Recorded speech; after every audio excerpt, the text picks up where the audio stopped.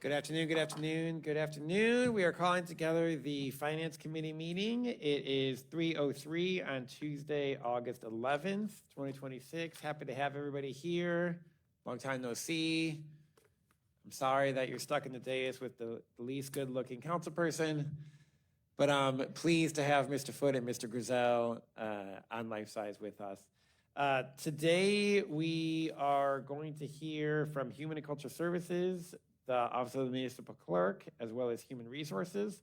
But we'll begin today with the Grants Division, which was slated for yesterday when we ran out of time a little bit. So I am pleased, unless Mr. Foote or Mr. Grizel, there's any opening statements you'd like to make, I'm pleased to turn it over to the administration as we hear about the grants, which is the last part of general government that we're going to hear about.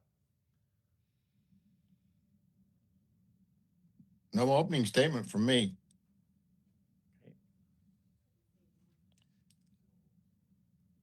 I'm ready to proceed, Mr. Chair. Thank you. Thank you so much.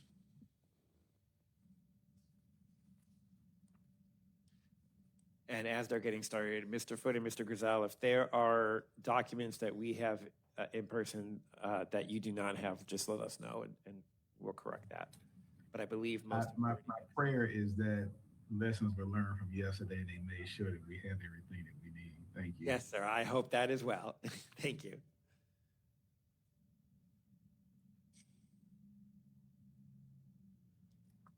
Good afternoon. Jillian Caldwell, CFO.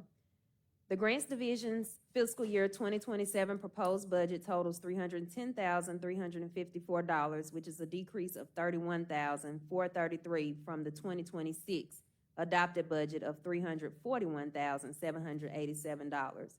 The reduction is driven almost entirely by cuts in the other services and charges category, which is mostly for travel, professional services, contractual services, and other membership dues.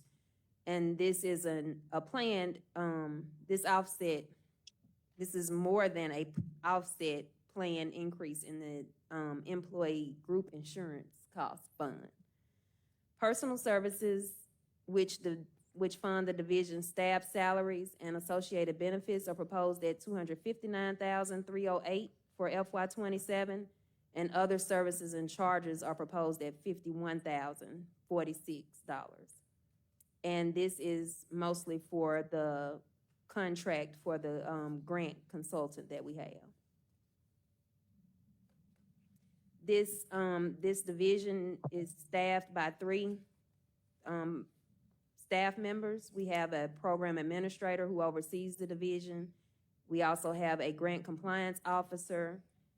And well, we have 2 grant compliance officers. One writes most of the city's grants, and the other assists with writing grants, and the other helps with compliance on the grants that we receive.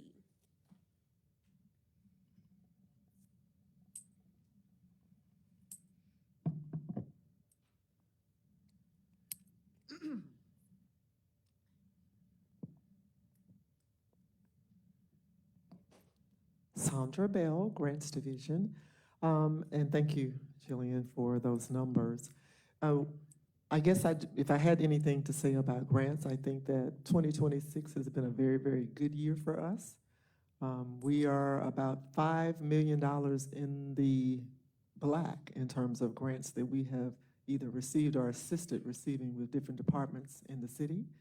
And that has always been our goal, is to work to make sure that we are able to work behind the scenes. In some cases, we actually write grants from beginning to end.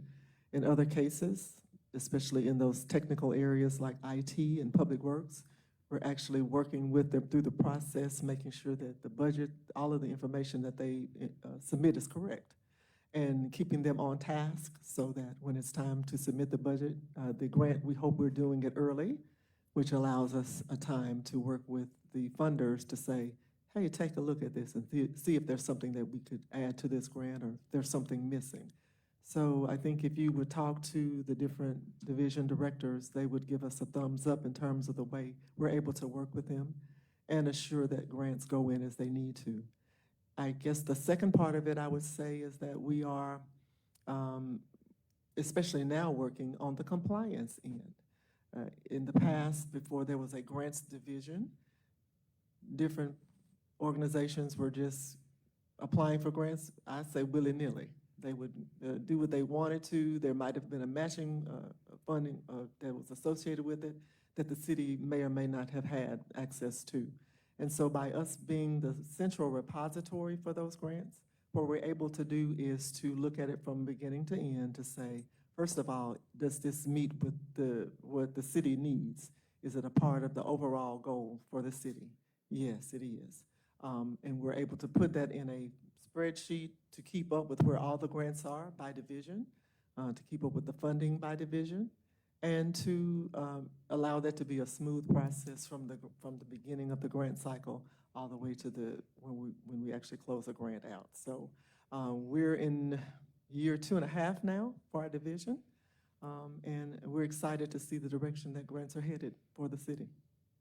We'll be glad to answer any questions that anyone may have.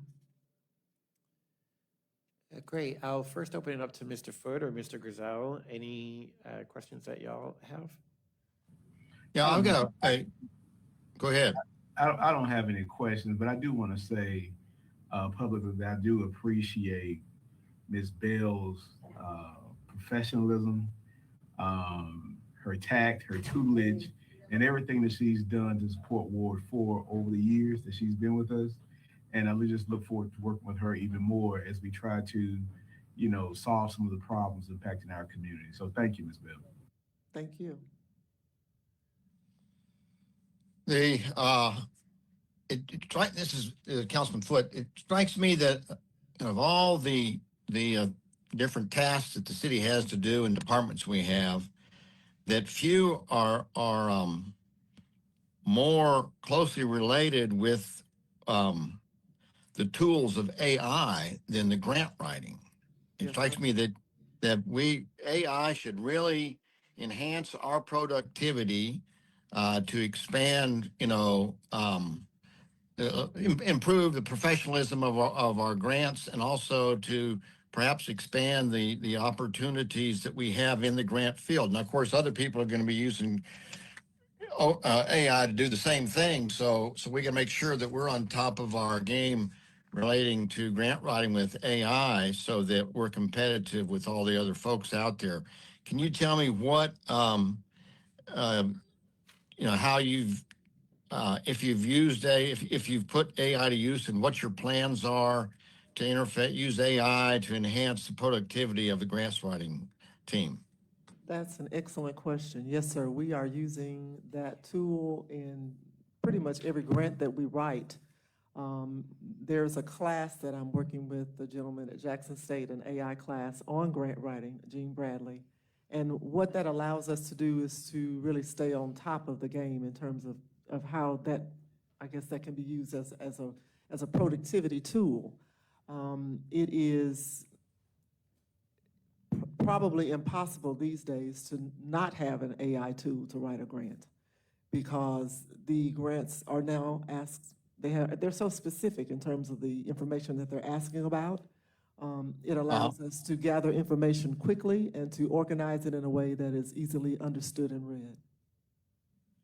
Okay, so with that in mind, I'm curious, do you have any metrics that we should use to evaluate the success of the grant writing division? I guess you could use these metrics internally, but I'd be interested in what metrics there are out there as to numbers of grants that we've applied for, our success rate, any feedback mechanisms on, how we might do it to become even more effective in the year to come. Yes, sir. So when we started this process, I think we were probably at about a 10% success rate.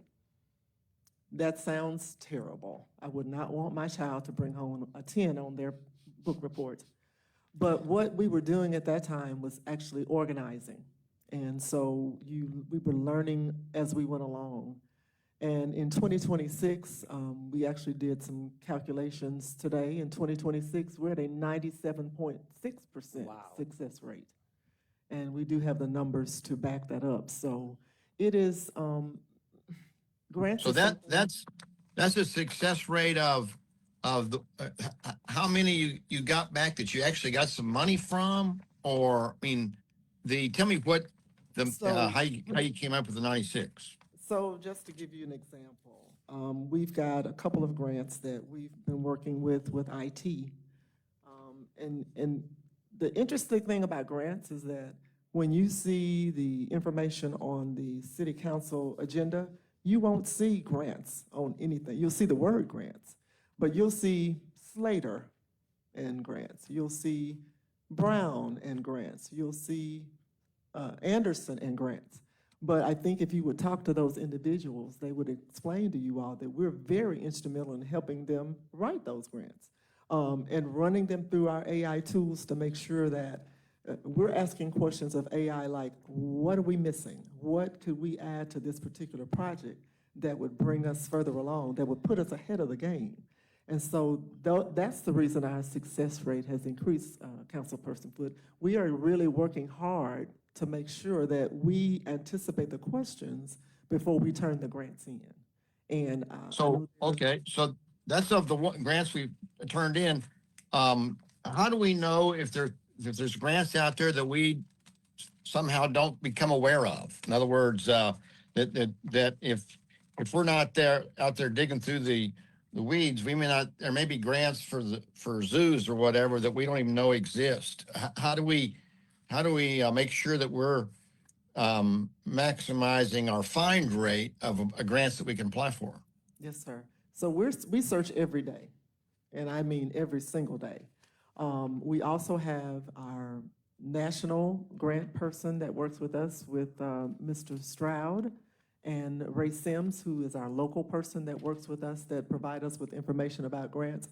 And then we depend on the directors. We ask the directors if there's something that you all see out there, because we can't be everywhere all the time. So we'll ask them, if you go to your different meetings, if you're involved in your leagues or whatever you're doing in your particular professions, let us know what to look for. And that is how we are able to put our hands on as many grants as possible. Okay. Municipal League, something as simple as the Municipal League. I'm in contact with the Municipal League. I'm in contact with CMPDD. I'm in contact with those organizations that provide the grants, that get the information on the grants, and ask them to help us so that we can help City of Jackson. Okay. So now, are you a city employee or are you a consultant? No, sir, I work for the City of Jackson, and I enjoy Okay, it. all right. Do we have a grant consultant? Well, we have two. We have a Okay. person that works on the national level, and that is, I think it's called Taft now. It was our Ice lobbyist. Miller previously. And then. Oh, it's a lobbyist. Okay, all right, all right. Yes, Okay. sir. So we meet with them twice a month, and we not only review the grants that we have locally or state grants, we're asking them to provide the federal grants or other aspects of grants that they may be aware of as well. Okay. So how many grants did you apply for last year, and how many do you expect to apply for this year coming up? So it has averaged, believe it or not, about 2 a week. Sometimes we may have one that we're working on right now. We're working on 2 that are due this week. So it really flows, Councilman Foote. We really never know. We worked on as many as 4 at a time. So we can only say what we receive. Our goal is to have at least 1 a week, though. That is what we search for. That is what we ask our constituents. That's what we ask the people that we work with on the federal and local level to help us with, to give us that information. We have a meeting tomorrow with Ms. Brown Thomas on a grant that is being provided by the NFL and the Baseball League.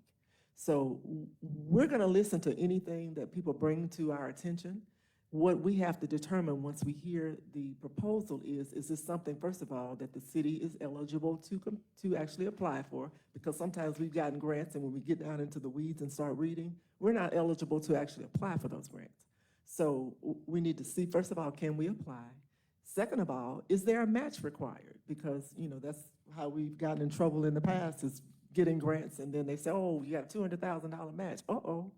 And then not only that, we've got grants where it may be a significant amount of money, but if we don't have that match, then that looks bad on the city of Jackson to spend all their time and effort to apply for something and then not have the funds, especially if it's a reimbursement grant, because that means it's coming from general funds and then would have to be reimbursed to the city. So what is the nature of the grant from the NFL? No yet. I'll tell you after tomorrow. Oh, you don't even know what it is. Yeah, we were just invited to the meeting. I think that there are some Major League Baseball teams that, like the Saints or the Atlanta Braves, that may have some grants that they would do for Parks and Recs or some sort of, you know, event like that. And just to be honest, I Okay. don't know, but we will go and find out. So what was the total dollar amount of grants that we got last year or maybe this year that's getting ready to wrap up? Do you have a dollar amount? It is, okay, help me read this, Mandy, because you don't have my glasses on. These the cute glasses, not the. Okay, Councilman Foote, this is Mandy Adams, Grants Compliance. Uh-huh. Okay. So for this fiscal year, we've currently been awarded 5.2 million. And we Okay. have 21.7 pending. 21.7 million? Sir, 21.7 million pending? that's correct. Wow, that's a lot of money. One final comment I just want to share with you. We got wrapped around the axle a little bit in this morning's meetings over some buses that were ordered that cost $1.1 million each. And there was, I think it's fair to say, a sort of breakdown of communication between the JTRAN and the city council. And they came to us, and I think it was, you know, framed in a term of here's a grant. And we didn't realize that we were going to have to pony up 20%, which is about over $200,000 for each one of two buses. And so it's critical that when you explain that when you're looking for a vote from the council, it's incumbent on y'all to make sure that we understand what we're voting on. Sometimes we may think we understand, but we don't really understand. So I just would encourage you to make sure that we know the ins and outs of the grant and understand what the actual cash obligation that the council is taking on when it goes along with the grant. Because oftentimes you'll talk about grants, you think it's just free, you know. And so please make sure you go the extra mile in making sure the council understands the items that come before it about grants. yes, sir, we'll work with the directors to do that. Thank you. Okay, thank you so much. Thank you, Mr. Foote. Mr. Hartley. Yes, good afternoon, Hi. Director. Apologize for being late. I was in the same event as the mayor. Few questions here. I think, you know, part of my understanding sometimes when grants come through, we're looking at the free money side. And so we're like, okay, yeah, let's go for it. And that may have been the case with the buses as well. But I echo my colleague's comment, and that is that we need to know the full implications and how much is going to be involved, how much we have to, you know, spend in all those endeavors. My other thing is, you may have somewhat answered, I just walked in, but the AI software, do you have any AI software needs?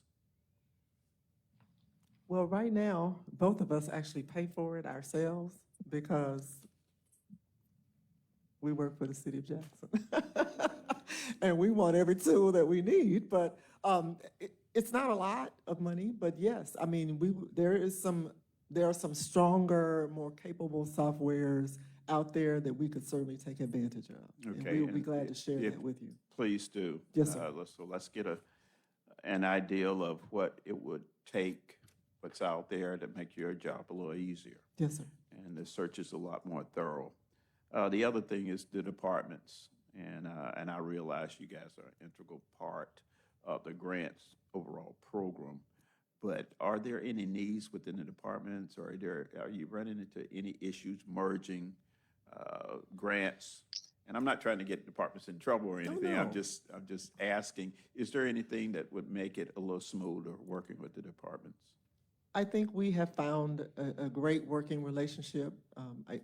And to be honest, when we started out, there was some pushback because, like I mentioned from the start of the talk, there were people that were used to kind of doing what they did. And our goal was to let them know that we want to be an asset.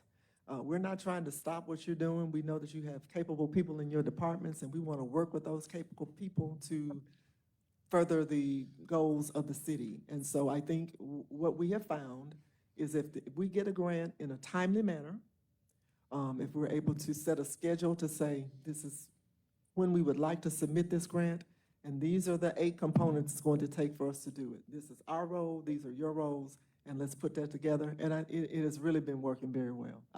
My hat's off to the directors. They have done an excellent job. And I'm sure you probably covered this already, but your division or your department is within the center of all our grants Yes, well, coming into the city? we don't get involved necessarily with police grants because they have their own staff. But any other division, any other department we are involved in, and we actually work with the police department when they've asked us for some assistance. So we're open to work with whomever. We work with council persons who have asked us and brought grants to our attention. So we just want to have money for the city. That's our goal, is to make sure that the city has the funding that it deserves, and that we are able to go after anything that we see that the city is eligible for, whether it's working with, we've actually put departments together, divisions together to say, hey, this may work better if we collaborate so that everybody gets a piece of the pie. So I think it's working very well. Okay. I think we need to make sure that the staff isn't having to provide all these softwares and stuff. It should come from the city. I use the AI Yes, software that I have a subscription for. I pay Yes. for it, but I use it for a little bit of everything. So, Understood. but I would love to have you guys put it through the right channels and not take it out of your pockets. Chair, that's all. Thank you. I have a few things. Ms. Bell, first I want to echo Mr. Grizel's just thanks of the work that you do. My full-time job is with an education nonprofit, and that group also has a grant team of 3 people, but they're serving 30 people.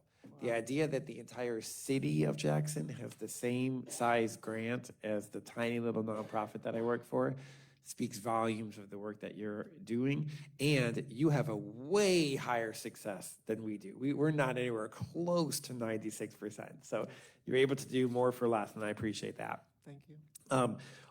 Also, you mentioned being a repository for this work in the city, which I think is interesting, and I just think it's helpful for the public to understand because a grants department can be set up in a number of different ways.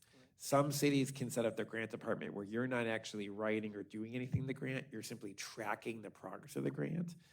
And certainly tracking is part of your job, but you're doing more than that. So, Yes. so repository isn't really the right word because you're not merely watching the papers fly back and forth.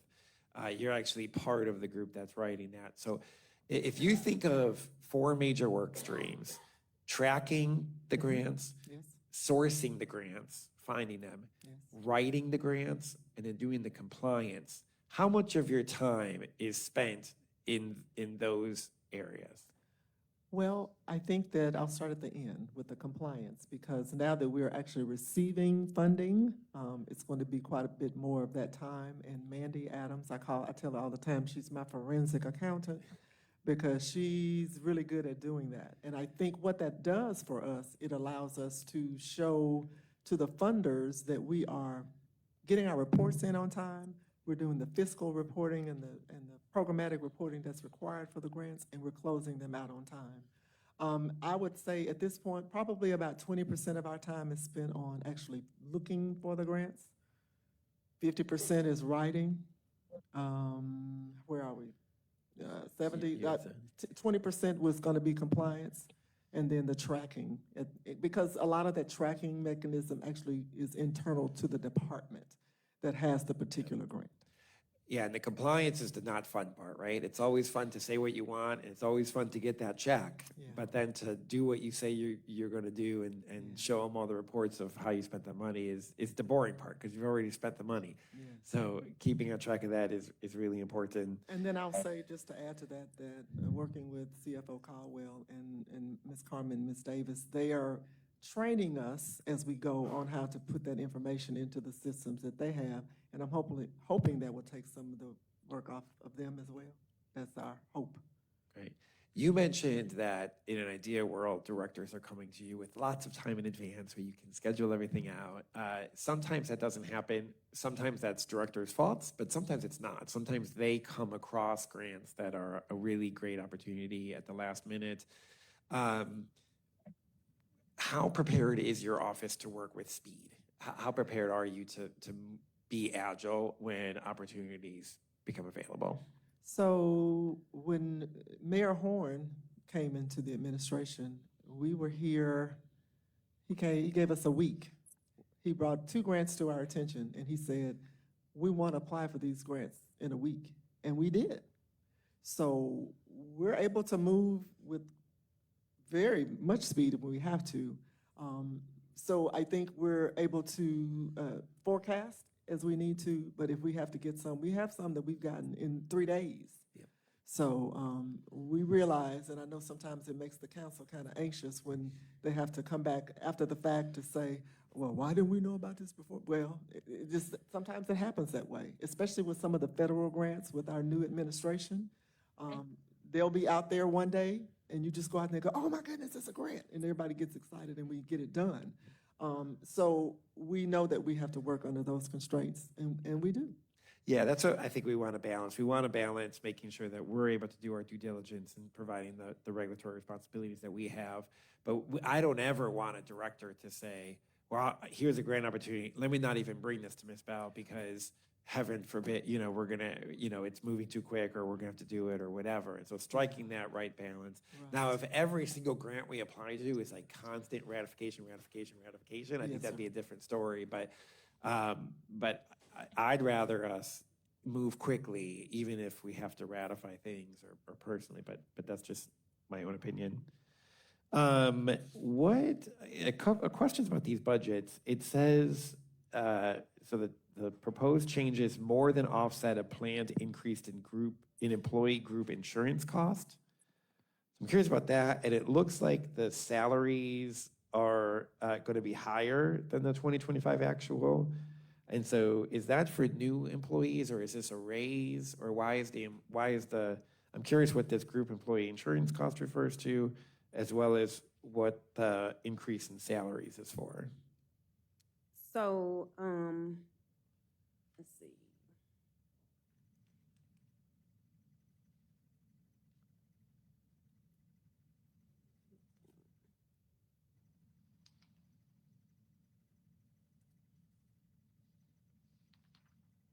Yes, so there are no plans to increase the staff. And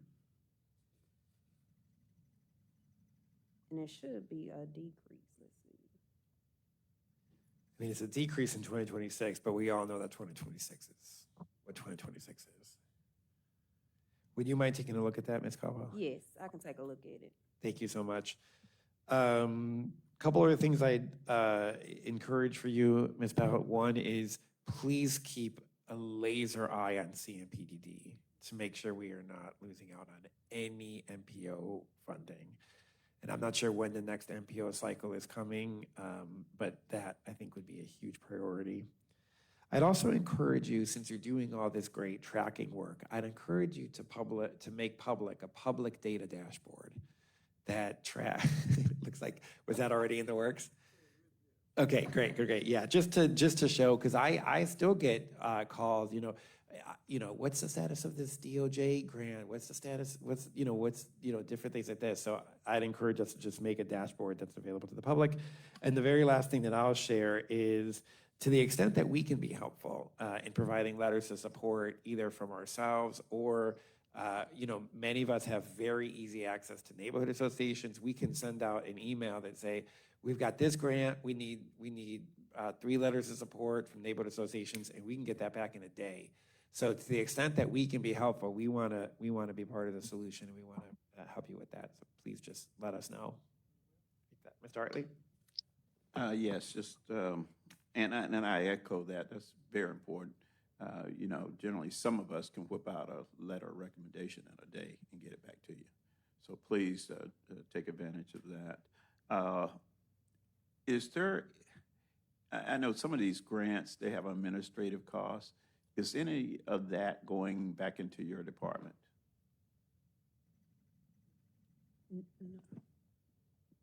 Not currently. Because I'm familiar with grants, I've written federal and state grants, I know that that's, a lot of times it is written into the grant. Because we are working with a few now that are being administered through our department, we will be able to take advantage of some of those administrative costs. But let's say we assisted IT with writing a grant, then the administrative costs would go to IT. It would not come to grants. So that's kind of where it's been sticky in the past, but we do have a couple out there now that we have they're written by our department. And so if there's, 5 or 10% administrative costs in there, that would allow us to use some of those funds. And I think that would be good.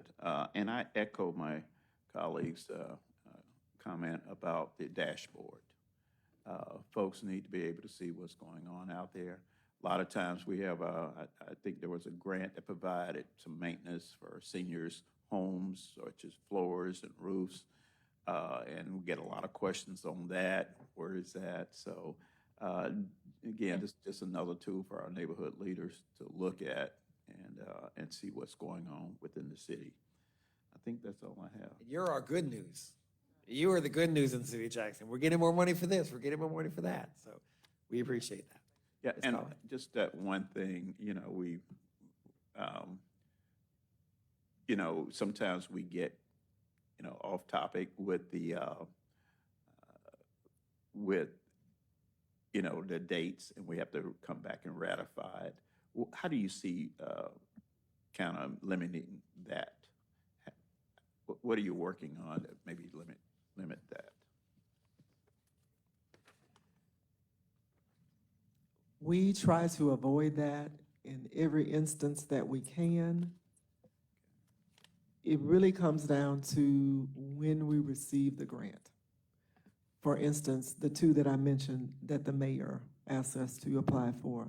There are 2 right now that we're working on that because the mayor is a part of a coalition, he was invited to apply for these 2 grants. One we have received, one we will submit next week, and we believe that we'll receive that one also. So when we run into those types of situations, it's pretty much going to be that we'll have to come back after the fact and ask forgiveness, but we will try to limit that.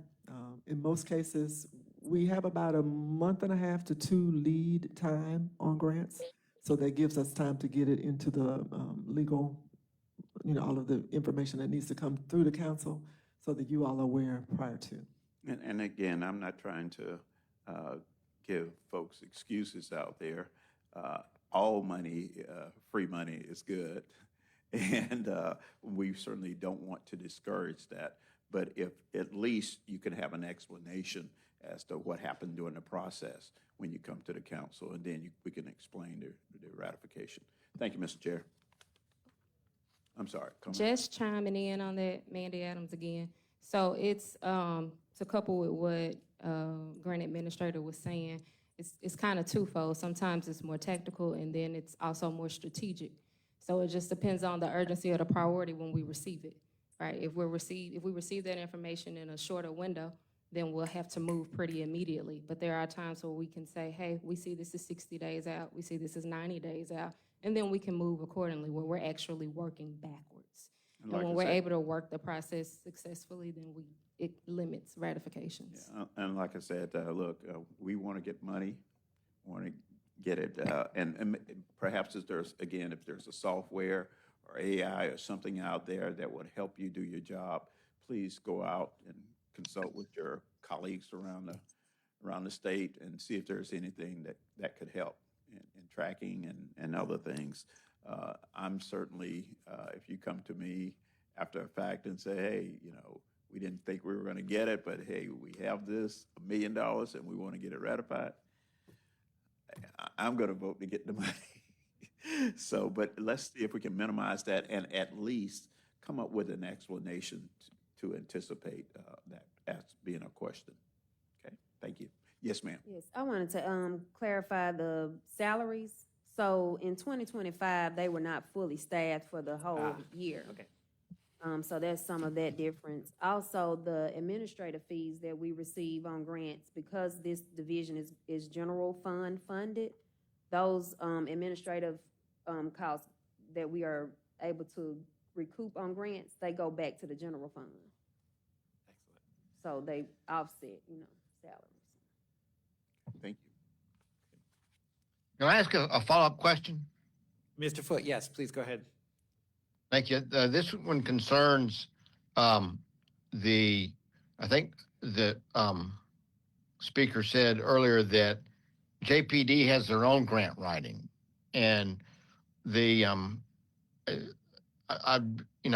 want to get this similar information from them that we've gotten from the grant writing program here. Make sure that we're maximizing our grant writing efforts, or optimizing our grant writing efforts at JPD. And the other question would be, are there any other grant writing exercises that are going on within other departments besides Jackson Police? Jillian Caldwell, CFO, each major department, planning department, JPD, the fire department, they all have staff that are helping write grants as well. JPD. But do they work? Mhm. Do they work with the grant writing? I assume we had consolidated it so we'd maximize the expertise and in getting all this stuff done. But now that's not the case, I guess. So maybe I misunderstood on that. So we need to go through this whole exercise with everybody out there that's writing grants, during their budget process. At least that's my feeling. That's my opinion anyway. Okay. Thank you, Mr. Foote. Uh-huh. Peter Taylorson, CAO. Police Department is the only department that is attempting to secure grants, to my knowledge, outside of the process involving the grants department. I would say Okay. probably the biggest obstruction to us being more successful has been convincing the departments to work with the grant team. All right. The grant team is like your lawyers. They cannot invent the facts. The facts still have to come from your departments. And there has been, over the last several years, there's been a siloing in this city and a lack of sharing information. So probably the biggest way that you can help us as the council is continue to encourage departments to make sure they involve the grants team. When the grants team is involved, we are seeing markedly better results. And the grants team does meet every other week by Zoom. I've been on many of them with Michael Stroud, who was with Ice Miller. We get notice of funding opportunities. The grant team then takes those notices where they have been screened and perhaps appropriate and reaches back to the departments. So again, we're much better than we were a year ago, but there are still some rooms for improvement, and technology is one, but the biggest one is just encouraging departments, hey, share your facts and information with the grants team, because they know how to frame the request, but they don't have the data. I'll give you one. We recently applied for a planning grant to try and eliminate a rail crossing out there on Northside Drive. Well, there's no way your grants team knows where all the rail crossings in the city are. That's Right. a Public Works piece of information. So Public Works shared that information. The grant was submitted. We feel good about what we've submitted. But that's just an example of data needs to come from departments, but that data then needs to go to the grants team to put in the right package to get it before whoever is awarding. Thank you. Okay. That's helpful. I appreciate it. Thank you so much. That was a lot, but I think it was helpful information. Mr. Foote, Mr. Gazelle, Ms. Brown Thomas, Mr. Hartley, anything else for our wonderful grants division? Okay, thank you so much for your time. Who's next? Since at least 75% of the room is Human and Cultural Services, Human and Culture. let's do that's Human on and the Cultural list Services. first. Yeah, that's on the list. The birthday woman. So is today your actual birthday, Ms. Junior? Oh, wonderful, wonderful. She the time and date. Ah. Thank you. And has Mr. Foote and Ms. Brown Thomas and Mr. Griselle been shown this information? Okay, thank you so much.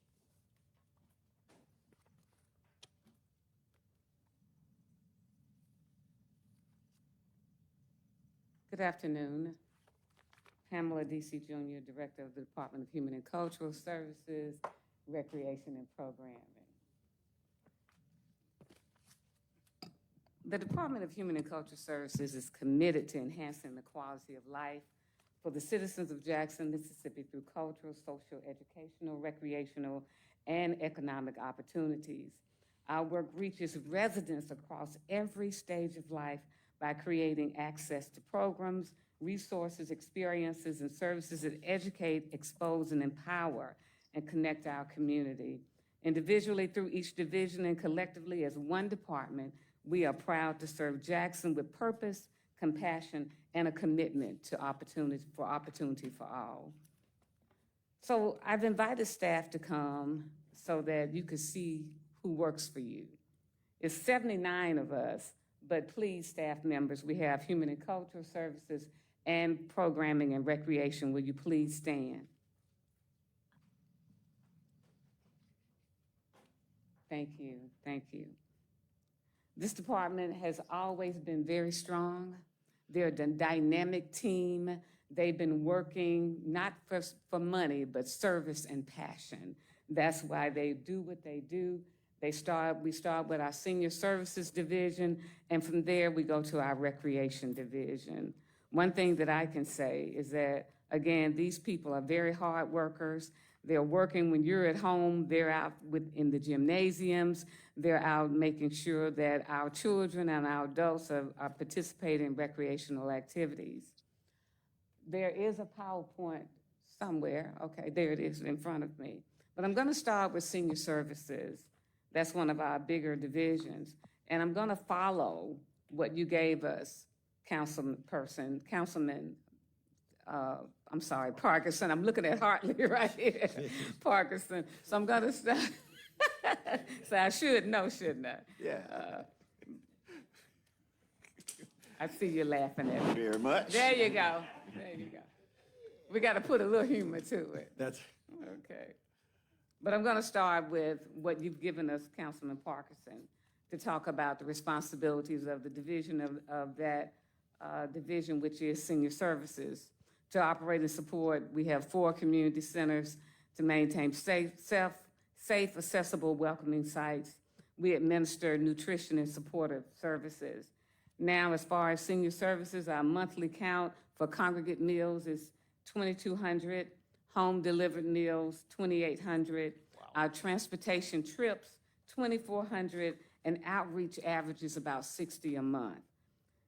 We also have a special initiative program that was brought to you by Cindy Ayers Elliott and in partnership with Jackson's Fresh Collective beginning October of 2026. Our biggest accomplishments in senior services is that Fresh Collective introduced in June. Also, service continuity during staffing disruptions, which means that sometimes we lose people, but we're able to figure that out and get folks working. Stronger compliance and management control, 4-center program refresh. One thing that we want to do is we want to make sure that our community centers, the infrastructure is right.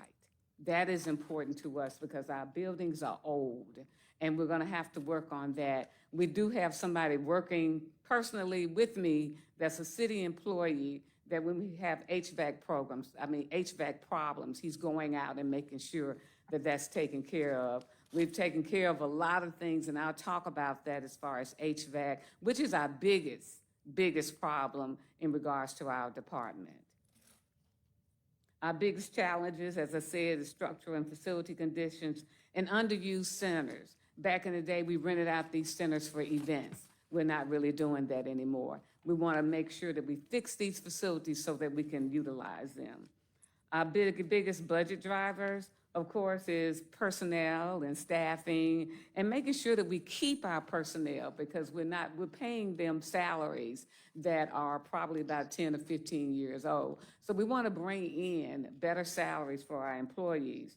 Our nutrition program services, our congregate and home delivered meals, infrastructure, supplies, our transportation, and then again, our facilities. Family and youth.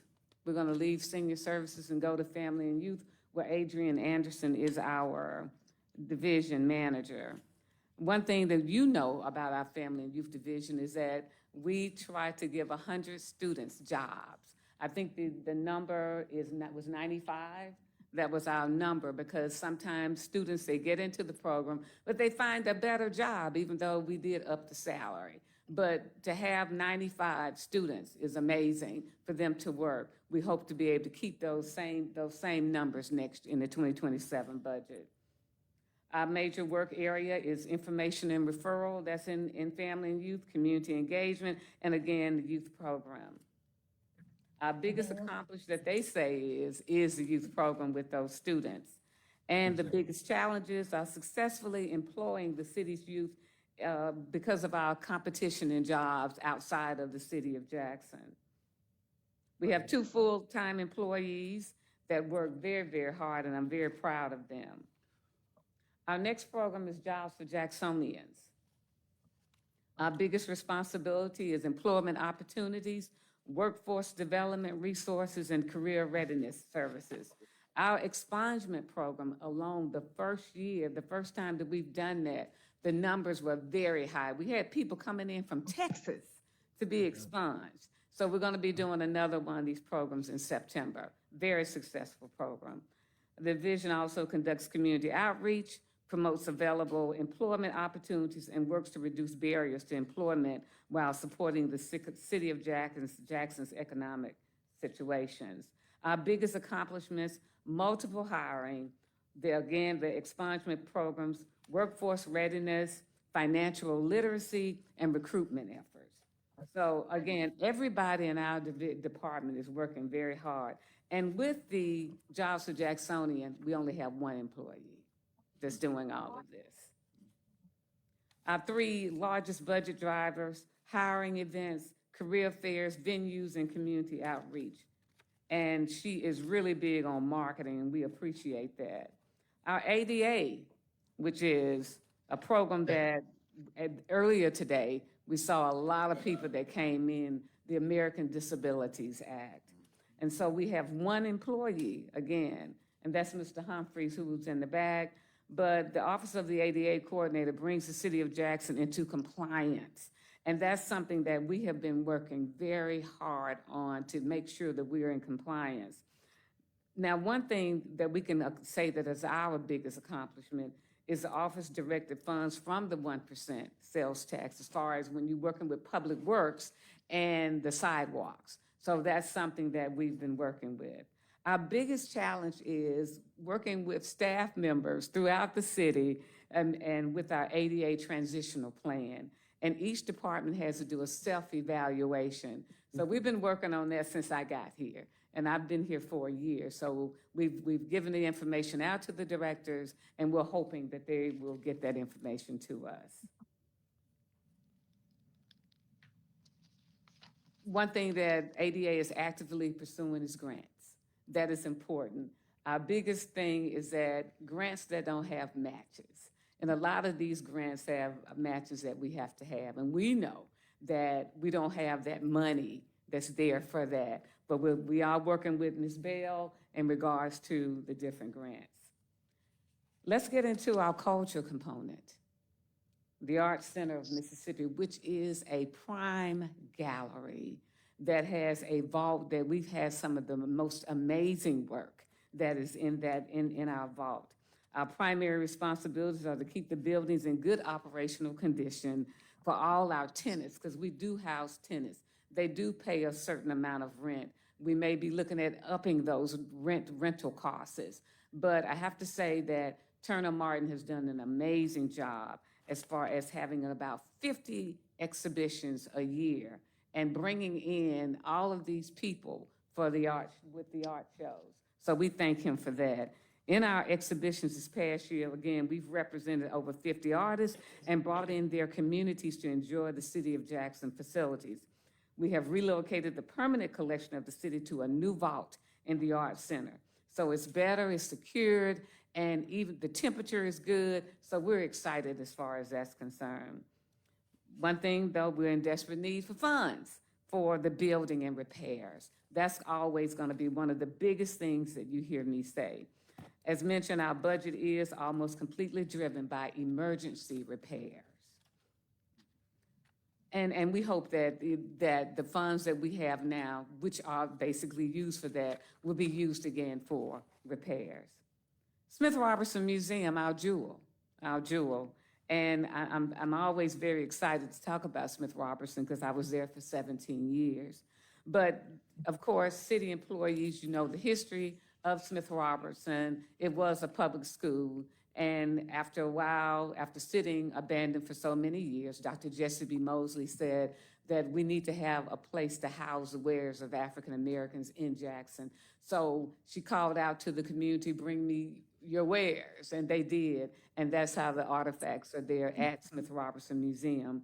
It's an amazing place, but again, infrastructure. We're talking about an 1873 building.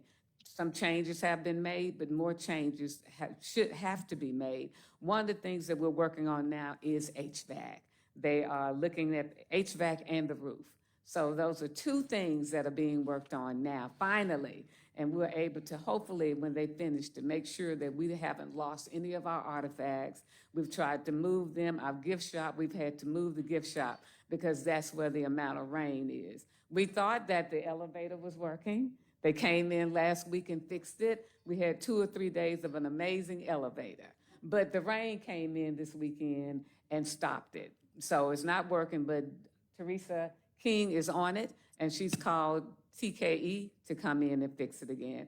She told me before they got started that every time it rains, it's gonna stop, and she was correct on that, and it has stopped again. But we're gonna get that fixed. We have a new exhibition in that's on James Meredith, and we hope that we can bring in other exhibitions into Smith Robertson Museum and Cultural Center. And of course, again, the biggest drivers for budget drivers are building repairs. Recreation and programming, here we are. Lisa Wilson is over programming and Charles Melvin is over the athletics part of it. Lisa is very busy in recreation and programming. Of course, the Easter egg hunts, fireworks shows, summer program, community meetings, reservations, Halloween activities, tumbling events, dance. I can continue to name on because Lisa Wilson has done an amazing job. She's not only has the activities, but she's made sure that the drainage backup in the restrooms at Grove Parks are fixed, that Grove Park and Battlefield have Wi-Fi, and that new water fountains were brought in during COVID, I think, is that right, Lisa? And so she's worked very hard to improve the community centers. She's removed 2 trees in front of Jane Avenue, refurbished the exterior of Virtue P. Middleton Community Center. And it can go, the list can go on and on. When I went over there recently and went into the restrooms at Grove Park, I was excited because they are updated and new. And so that was amazing to see. Her biggest drivers are, of course, transportation for people coming to programs.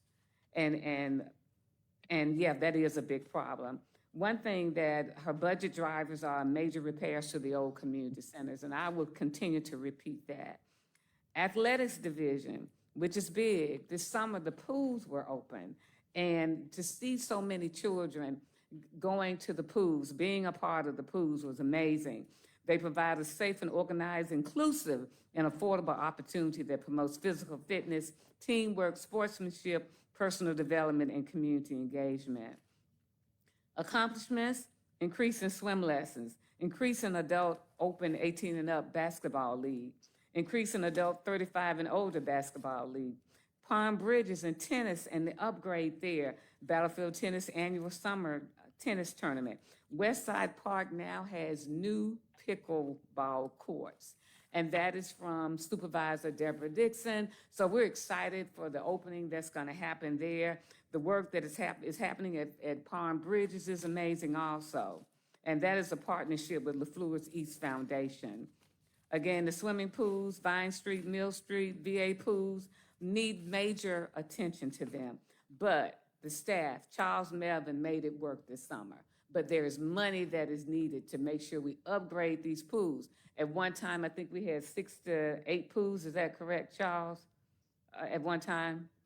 Yes, so now we only have 4.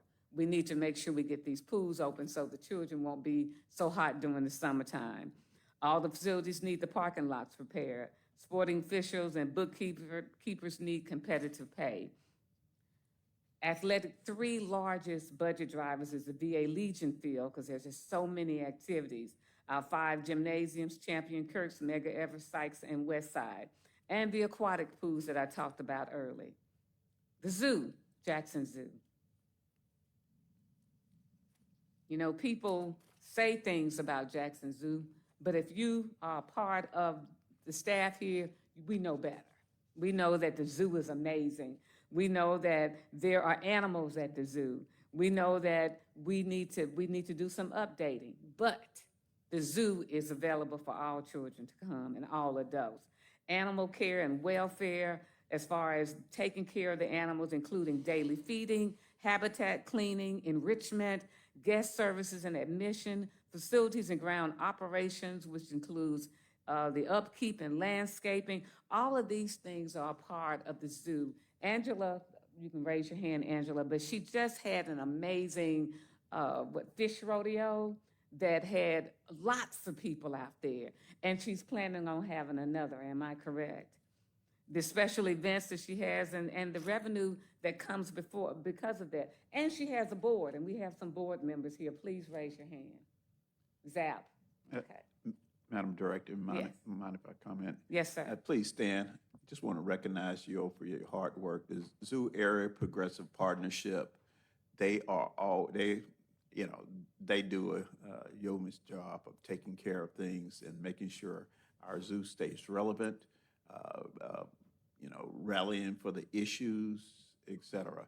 Right now, there's a MOU in our legal department to make ZAP a part of the zoo.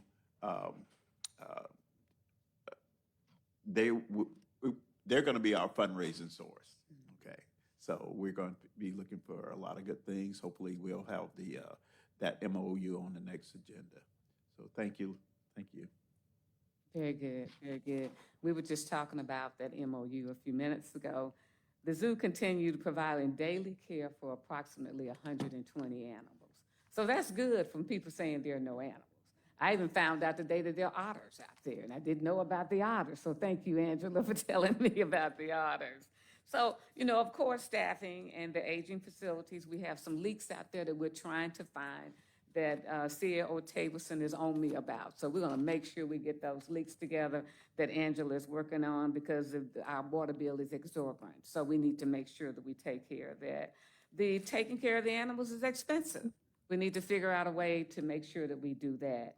And of course, getting Livingston Park where we want it to be, so there can be concerts, so there can be programs that we can go outside the zoo. Angela has taken the zoo outside the zoo and going to schools and having tours as far as with children, so the children can pet the zoo animals. At one time, they were doing that back in the day, and I think it stopped after Percy passed and transitioned on, but that's something we want to bring back, because there's so many children, they're still trying to figure out what they want to be. And so veterinarian services is amazing. Now, one thing I won't be able to do for you is talk a lot about golf, but C.A.O. Tableson is here with us, and he's going to talk a little bit about that. Steve Hutton wasn't available to come today to this meeting, but we will, of course, with Grove Park, and that's Grizel's, Mr. Councilperson Grizel's area. And I found out today that $600,000 of repairs as far as Grove Park around in the park area of the community center. That's one thing that they're working on and finishing up. He told me that the pickleball courts are finished. The tennis courts are finished. There's a lot of work that needs to be done, because in the lighting area of Grove Park Community Center, where they're working on the new things that are happening out there, copper has been stolen. They've stolen all the wires out there. So we have to start over from scratch with that. And Steve will let me know where that money is coming from. So CAO, if you want to offer something for the golf course, I'd appreciate it.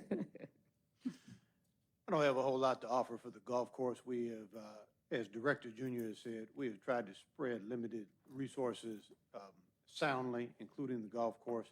Our revenue at the golf course is at all-time highs for the city of Jackson.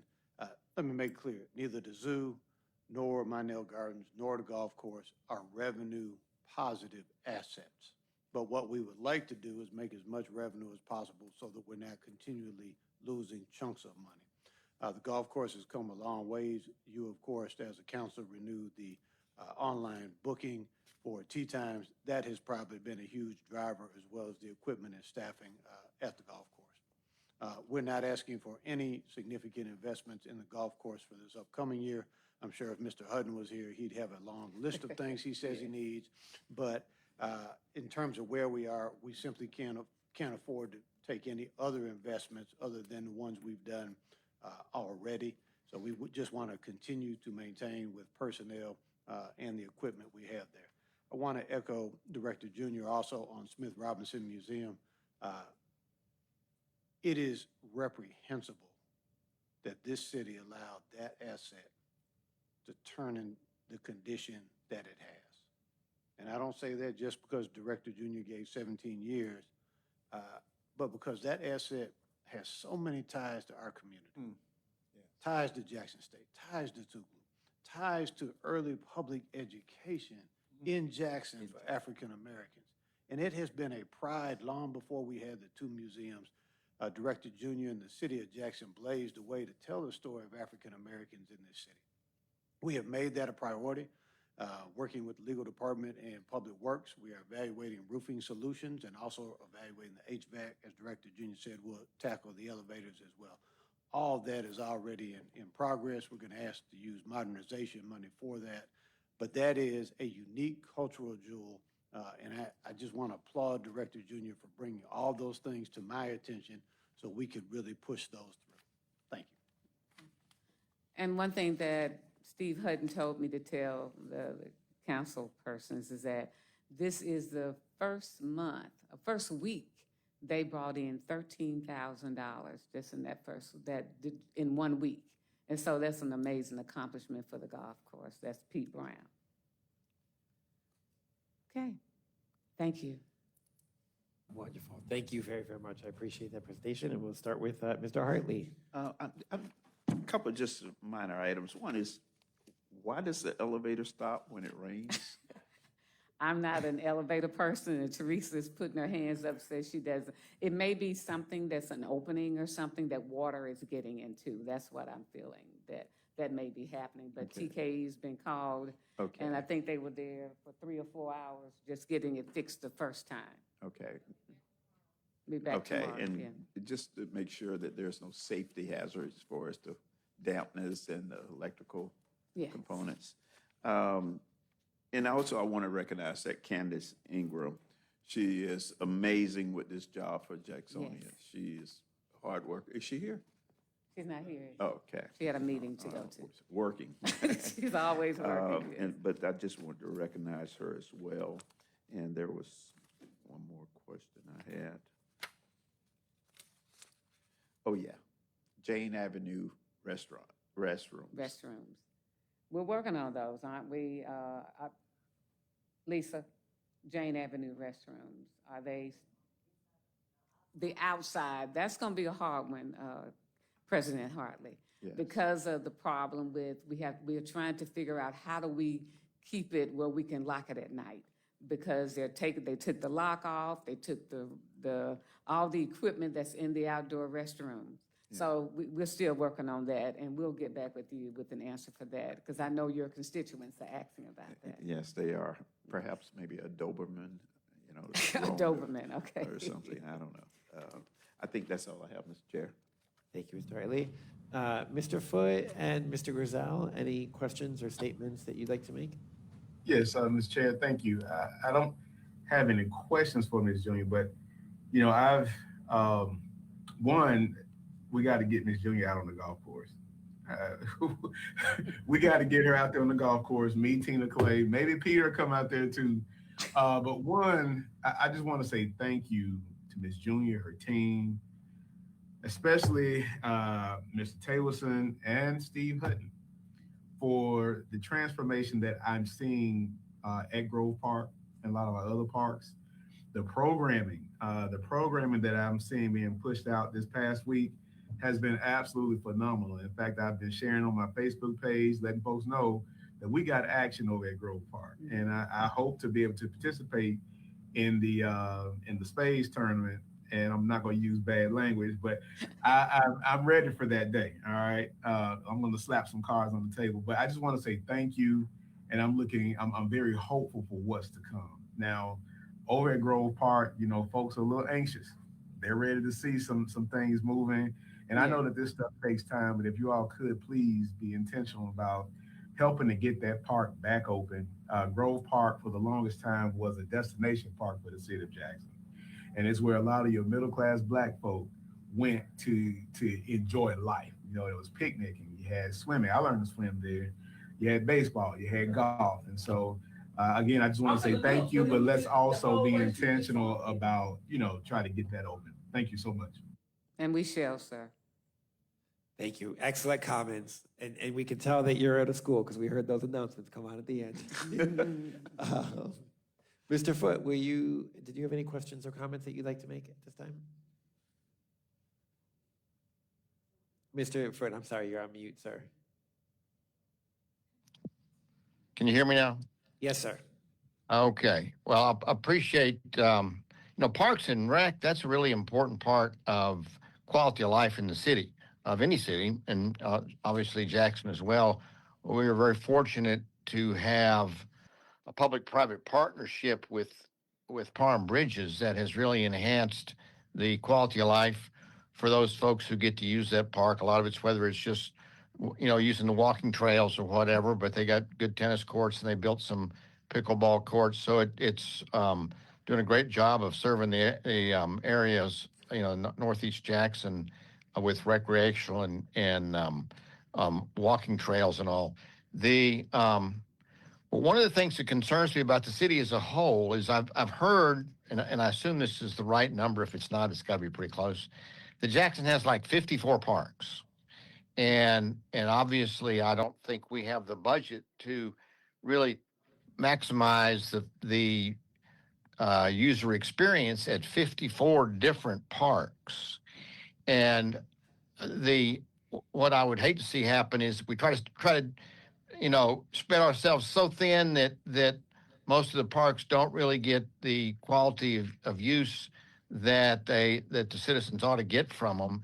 And what I'd ask you, Ms. Junior, and your team would be to do an inventory of all the parks we've got and whether it's 54 or 50 or whatever it is, and then list them in the ones that are, operating at a high level, and all the way down to the ones that maybe the city needs to find something else to do with those parks. Whether if they're not serving the needs of the citizens, let's, maybe there's a better use for them. Anyway, so if you could provide us down the road, doesn't have to be in this budget season at all, a list of all the parks the city has and what are the ones you're satisfied with, what are the ones you're working on, what are the ones that you're scratching your head about as to what to do about them. Because just cutting the grass on 54 parks is a challenge by itself, especially during the summertime. And if you get to the point where all your efforts are just to cut the grass, then that keeps you from adding value to other things that parks are supposed to do for the citizens that we serve. Anyway, that's my request is sort of an inventory and a rating scheme for all the parks the city has. If you could do that for us to get in the next month or two, that would be awesome. Yes, sir, Councilman Foote. Let me get with Lorenzo Anderson and James Caldwell because they are over the parks and the grass cutting and what have you. But I can get with them and we can set up a meeting to talk about that. Let me chime in. I think what Councilman Foote is asking for and what we really need is a list of our parks and what amenities. We know all the parks have grass. We all know that. We all know the grass needs to be cut. That's not the issue. The issue is what do we do with the parks we have and how do we manage resources with limited funds? So we need to know, are these parks pocket parks? Are they like Grove Park where they're institutions of the community? Are they something in between? What is at these parks? Do these parks have slides? Do they have playground equipment? Do they have pools? Do they have splash pads? I know we only have a couple splash pads. Right. But my point is the evaluation needs to be more than just we got parks and parks need grass cutting. We need to decide where we're going to put our money into parks. I think the council has made it clear and the administration that Grove Park is a priority, that the partnership at Parham Bridges is a priority, that Livingston Park in a reimagined sense is a priority, and that Battlefield is a priority. I think if you talk with Councilwoman Brown Thomas, she'll tell you we need to do something in South Jackson as well, and we do. Yes. But those are the types of things we need. Which parks have softball fields or baseball fields, or what exactly is in our parks? Because not all 54 parks are the same. And when we use the term parks, we're actually talking about a wide range of green spaces and grass that have different levels of amenities. Thank you. So I'll make sure I get Charles Melvin and his crew on that. And I'll add just one more thing to that checklist. Also attendance. If we have some parks that, we get 2 visitors a month, then why are we expending a lot of our resources there? And, look, we talk about resize is going to be the next buzzword. We got to resize our parks. I think you bring up a good point. Willie Henry Park is a park that if we get 5 people a month, I'd be surprised. Yet it's a park that is already enclosed and may be an opportunity to convert it to a dog park, for example, do something along those lines. So, yeah, I think an inventory would help the council and the administration evaluate how do we match up services for the community with the park space we have.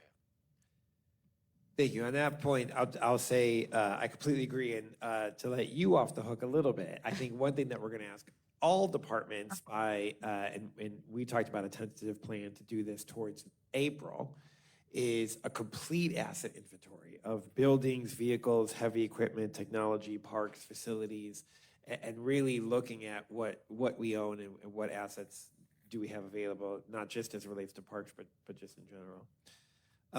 Ms. Junior, thank you so much for doing this. I think, one thing that we know, but I think just to reiterate, and we've heard this even as we go to the Mississippi Municipal League Conference, which is all the elected officials from the state of Mississippi gathered together.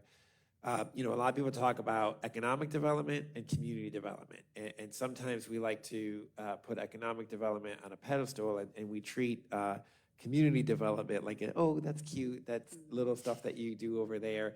But truly, you can't have economic development if you don't have community development. And that affects not only the quality of life that we as Jacksonians have, but it also attracts other potential people to move here or to start businesses or to do other things. It's really serious. And so I think that's tremendous work that you do, and your team is phenomenal at it. I'll also give a special shout out to the ADA coordinator, just because a true advocate, and I know the people of Jackson really, who are a part of the ADA community, really trust your leadership and appreciate the work that you're doing. So I appreciate that. As it relates to the budget, and I don't know if I should ask this to you or Ms. Caldwell, but I'm looking at the Human and Cultural Services expenditures, and it appears as though, and I'm really comparing to the actuals in 2025, because I think the budget for 2026 is just not a good place to look. But it looks like salaries are down and other services and charges are up. And so, one, I guess I was a little surprised that personnel services were down, especially because we now have, I thought, more employees now that we've taken some of the Parks and Rec department in there. So am I reading that correctly, that personnel services are down? And if other services and charges are up, what is causing, what are the other services and charges that are close to a third of the budget? What are those, and why are those going up? Demetrius Taylor, Fiscal Officer. Parks and Recs, they are separate. They're on the spreadsheet from Human and Cultural Services. Human and Cultural Services is just senior services, ADA, and the cultural side.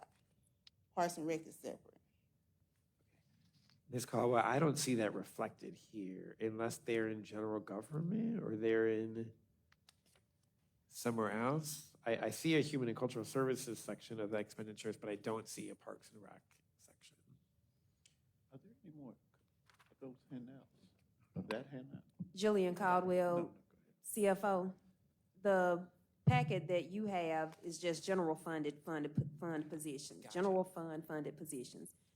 Parks and Rec is in Fund 5, which is an outside fund. Gotcha.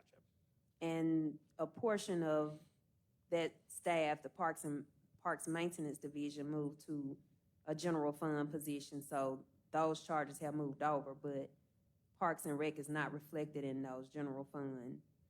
So besides Parks and Rec, if we're just talking about, I guess, Human and Cultural Services proper, has there been a decrease in the number of employees since 2025? We did have some employees to retire. Okay. So that would explain the personnel. Yeah. Okay. And can you explain to me the category 630, other services and charges? How does Human and Cultural Services use that line item? That's our other professional service line. So any services that a contractor comes in and provides, whether it's repairs to anything, we pay them out of that line. And also, we're on the special programs. We were also doing the cold winter nights for SUPOT. So that was also included in there. It's an MOU. Okay.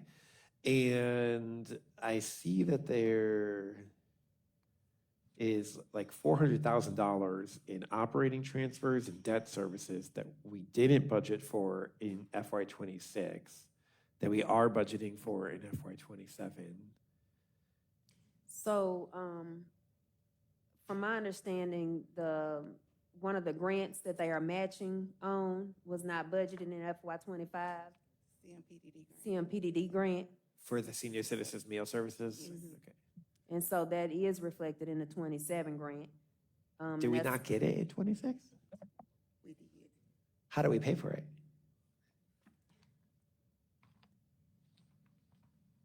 The match has not been it was not put in the budget. And so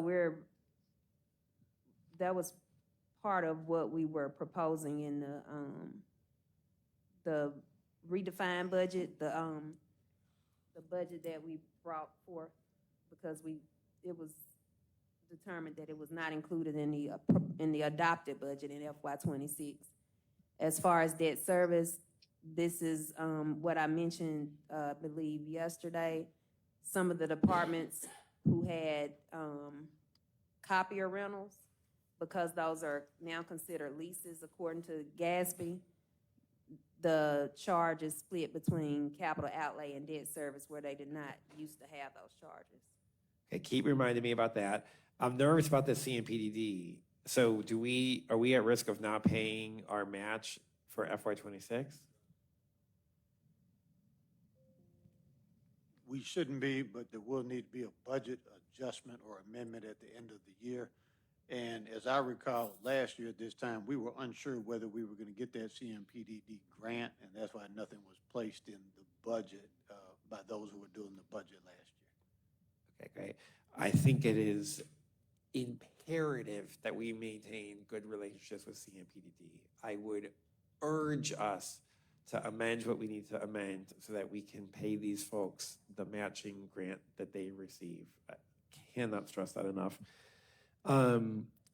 So there's also a separate line item here that says grants, contributions to contingencies. Is that not the matching portion of grants that we receive? How can we have an expenditure related to grants? That was the mini grant.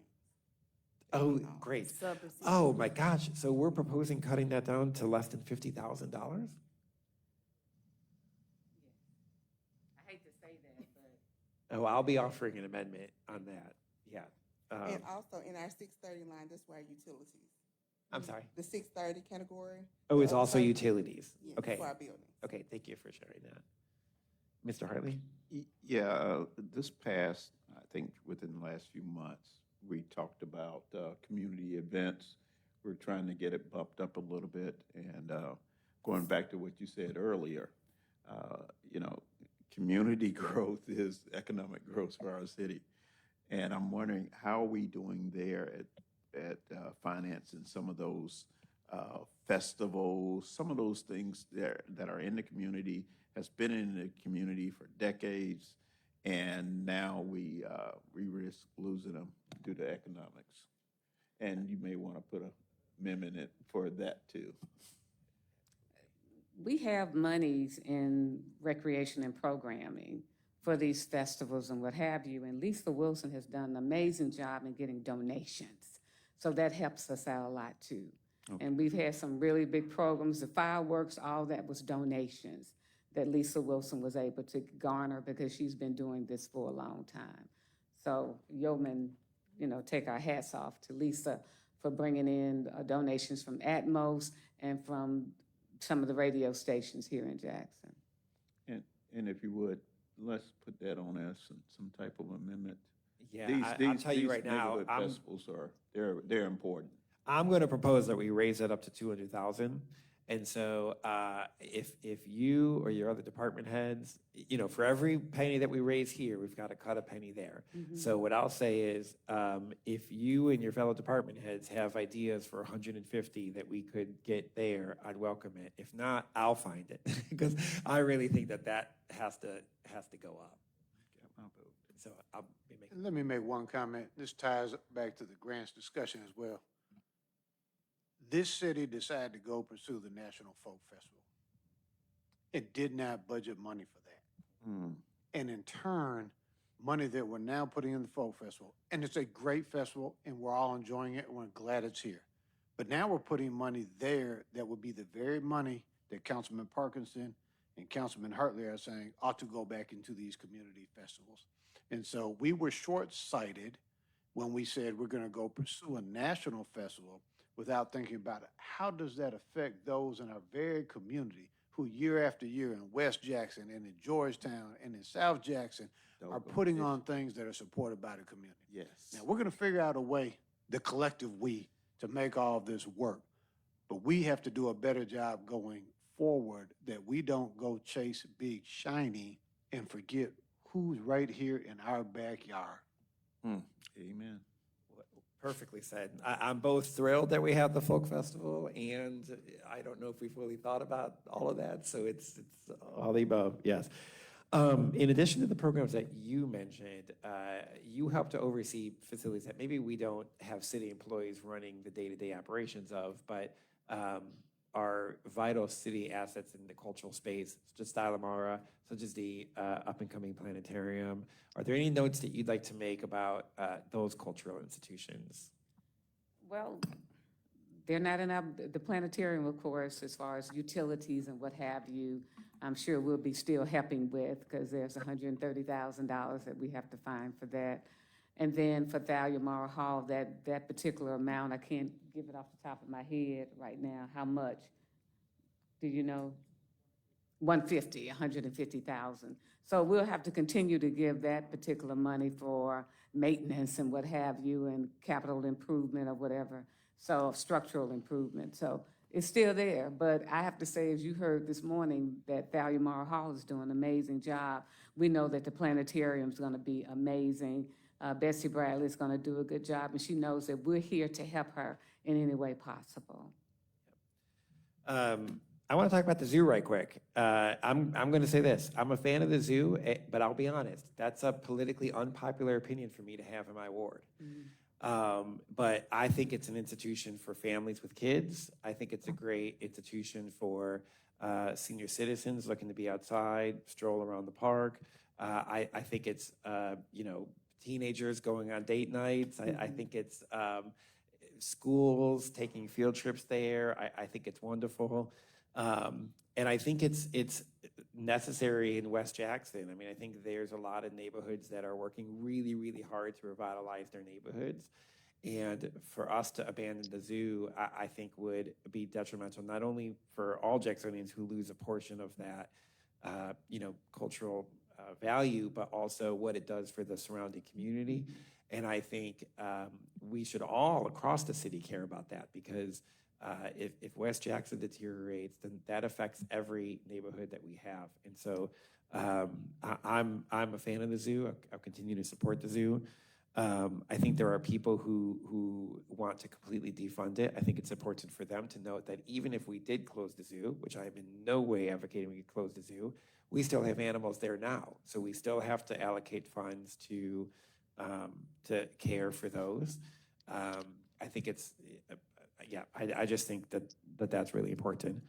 One thing I'll say, though, is as I look at the zoo's biggest challenges, and as we do a SWOT analysis of this, one thing I don't see on here that I think we have to recognize, and you alluded to it, is I don't know how to do PR for the zoo. I mean, there's lots of people who have been trying very, very, very hard, who have said, come check it out. It's not the zoo that is constantly bashed online. That's not the reality. The animals are not starving. It's clean. There's new signage. We continue to hound this message, and yet the narrative out there is, I think as we look at the biggest challenges, even more than aging facilities and water leaks and vacancies, getting folks to come out and see for themselves that it's a good place to visit and to spend the day, and to drive memberships up and to drive visitors.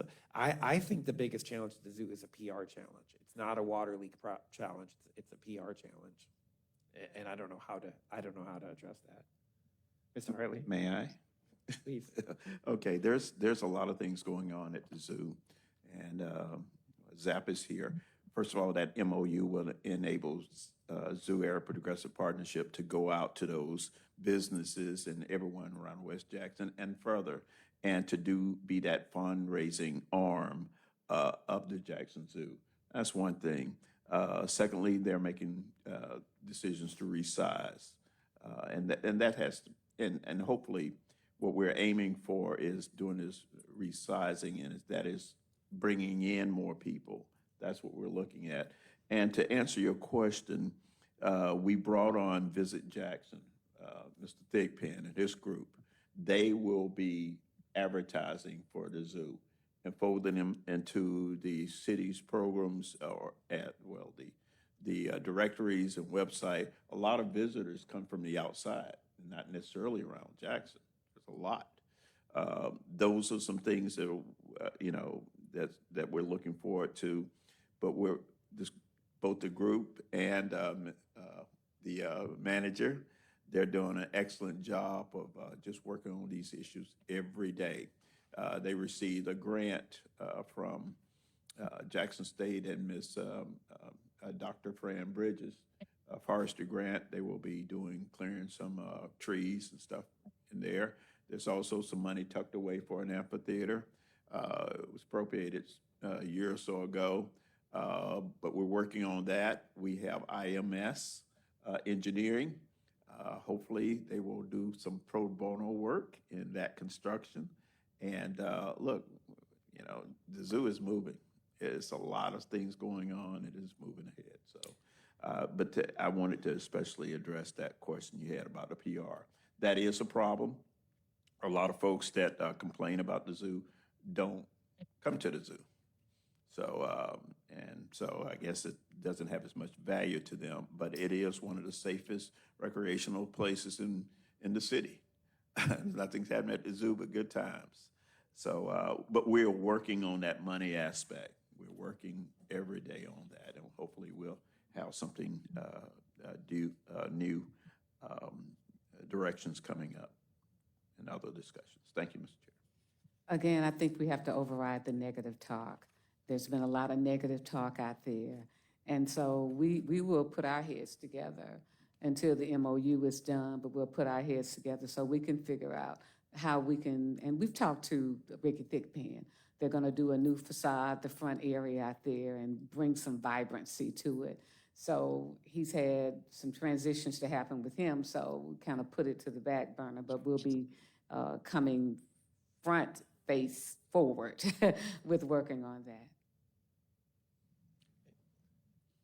Mr. Foote, I see you took yourself off mute. Is there something you'd like to add? Oh, what is how much are we spending? I know the revenues declined a lot for the zoo. What is the expense side of the zoo budget? We're currently, spending about 1.7 on the zoo. Okay. Do we still have a giant water bill due that we've haven't paid? Yes, How much do we owe in our water bill to Jackson Water? I don't have it off the top of my head, but I will tell you ultimately, Mr. Hennepin, City Attorney Martin and I need to get behind closed doors and have some negotiations with respect to sanitation fees in this water bill. I think there is a possibility, based on a conversation that Lorenzo Anderson and I had with Mr. Hennepin this morning, that there is a possible resolution to all of this, and I will work on that diligently between now and September 30th. I don't think anybody wants to return to court to argue about this, and I took Mr. Hennepin's comments as very much an olive branch this morning when he and I spoke. And City Attorney Martin and I had a good conversation with him, I want to say early May, and then we got off track on some other things. But yes, we still have that bill, and yes, we need to work through that.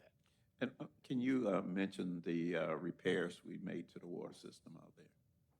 Yes, so last year, council authorized $75,000 in emergency spending, and we repaired about 10 leaks at the zoo last year, including a major leak that was in the parking lot that was visible as soon as you pulled up, which kind of sent the wrong message, which of course is now repaired and has been repaved, and a number of other smaller leaks. There is still 1 meter, there are several meters at the zoo, there's still 1 meter that is registering high usage, and we are coordinating an effort between the zoo personnel, Public Works, and Jackson Water, again, everybody working in partnership, to turn off that meter and then inspect for where that leak may be, and then hopefully address it that way. Excellent. Thank you, sir. I really hope that we, if he tendered an olive branch, I would do everything I could to try to, find some common ground and put that issue to rest. It makes us look really, really bad. We can claim we want the moral high ground, but if you're not even paying your water bill for the zoo, that's the moral low ground. And we need to fix that. Yeah. Thank you. Mr. Taverson, what's the reduction percentage since we fixed those other leaks? What are we down to now? I'll have to check on that and get back to you. I do not have those numbers off the top of my head, but I That's know swag. but I do know it's measurable. And again, I want to say the city has a number of water accounts. Director Junior has been extremely diligent at working with myself and the CFO's office to identify water leaks at other places that are occurring, not just the zoo, and eliminate those. We feel that whether it's Champions Gym, Kurt's Gym, or the zoo, we have gotten a handle on all of these, and our bills are reflecting that, except this 1 meter at the zoo. And again, this is one of several meters at the zoo. Thank you. Okay. Thank you. Thank you. Mr. Foote, Mr. Griselle, Mr. Hartley. Yeah, anything? just one thing. I mentioned a couple of the directors or managers. I want to just applaud all of them. If I left your name out, know that, we really appreciate the hard work you're doing all around the city. And our community feel that way as well. Okay, I'll give a clap for them, okay?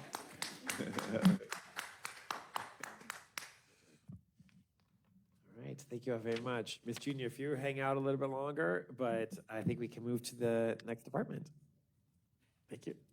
And it looks like Ms. Harris would like to. Is that big hand she threw up there? Oh. We're interrupting your schedule.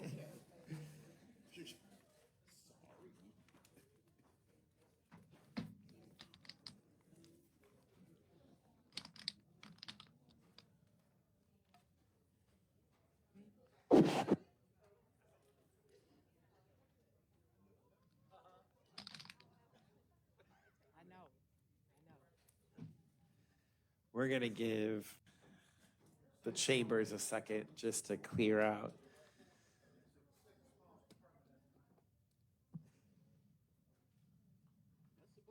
There's a few departments. Where's my red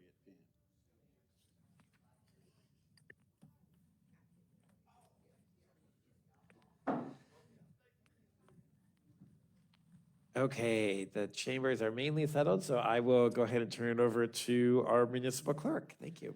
Good afternoon, Councilman, Chair, Councilman President, and to the council members that's watching via life size.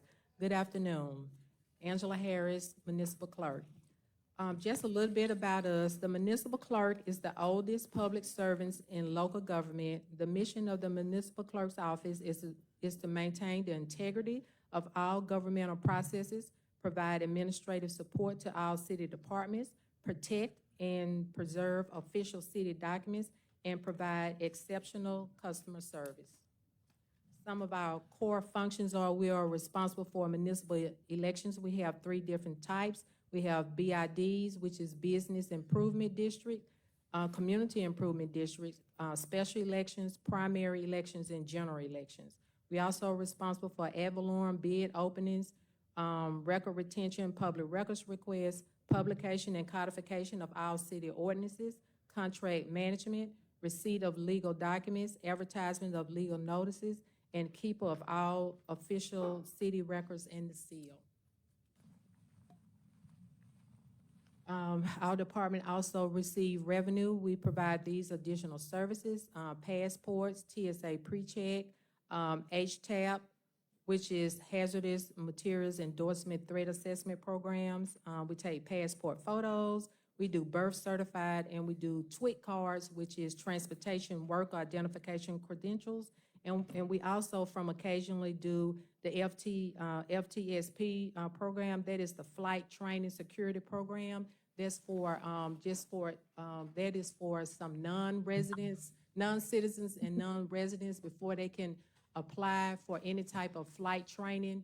They would have to go through the federal government to get fingerprinted to make sure they don't pose a risk, and then they are able to apply to be a pilot. Some of our accomplishments for this year is with our records management division during the summer months of June through July, utilizing summer workers. They have successfully shredded over 300 boxes of documents this past retention. Within our office, the clerks have indexed and converted paper documents, 35,123 documents to electronically. We have processed 3,975 new enrollments at our TSA facility for the months of October 1 through July 31st, and we have accepted 1,574 new passport applications through July 31st of this year. Some of our challenges are we have occasional staff shortages, like I only have a staff of 4. If somebody is, and I only have 2 TSA agents. And if somebody is scheduled to be off and then the other one calls out sick, then it kind of puts us at a disadvantage. And we also have occasional system failures at TSA, almost like every other day. Something is failing with the system and we have to get their tech support on the line to rectify those issues. But during those times, the customers, some of them, they leave, because a lot of them drive here from over 2 to 3 hours because our facility is the one that closest to their destination, and slow computers. That's another challenge we have. We have slow processing computers. And so you can see here, this is just a breakdown of the amount of customers and the revenue that we have received in our office through July of this year. And the next slide, you can see our budget highlights, our category 610, our personnel services, 620, supplies and materials, category 630, other services and charges, and that amount within that total is the $41,900 plus that we pay for rental for the library, 2525 Robinson Road. And the next one is the organizational structure that you had requested. And thank you very much. And if you have any questions, that concludes my presentation. Thank you very much. As always, I'll start with my colleagues, Mr. Foote, Mr. Griselle, Mr. Hartley. Any questions that y'all have? Can you hear me? Can Yes, I sir. start? Yes, sir. Good. I appreciate your presentation, Angela. My question would be on some of these additional services that you've added in the recent years, like the TSA type services and the passport service. Are you at least breaking even on those, getting enough fees in to pay your staff and all that deliver those services? With all the services that we provide, we bring in enough revenue to cover 2 salaries. Okay. And how many salaries do you actually have? I only have 4 in my office, and I have a records manager, which I'm not including him within the 4. But yes, so you can say, so if you look at right now, as of July the 31st, we brought in $112,000. And if you look on the slide, you will see the salaries that the deputy clerks make.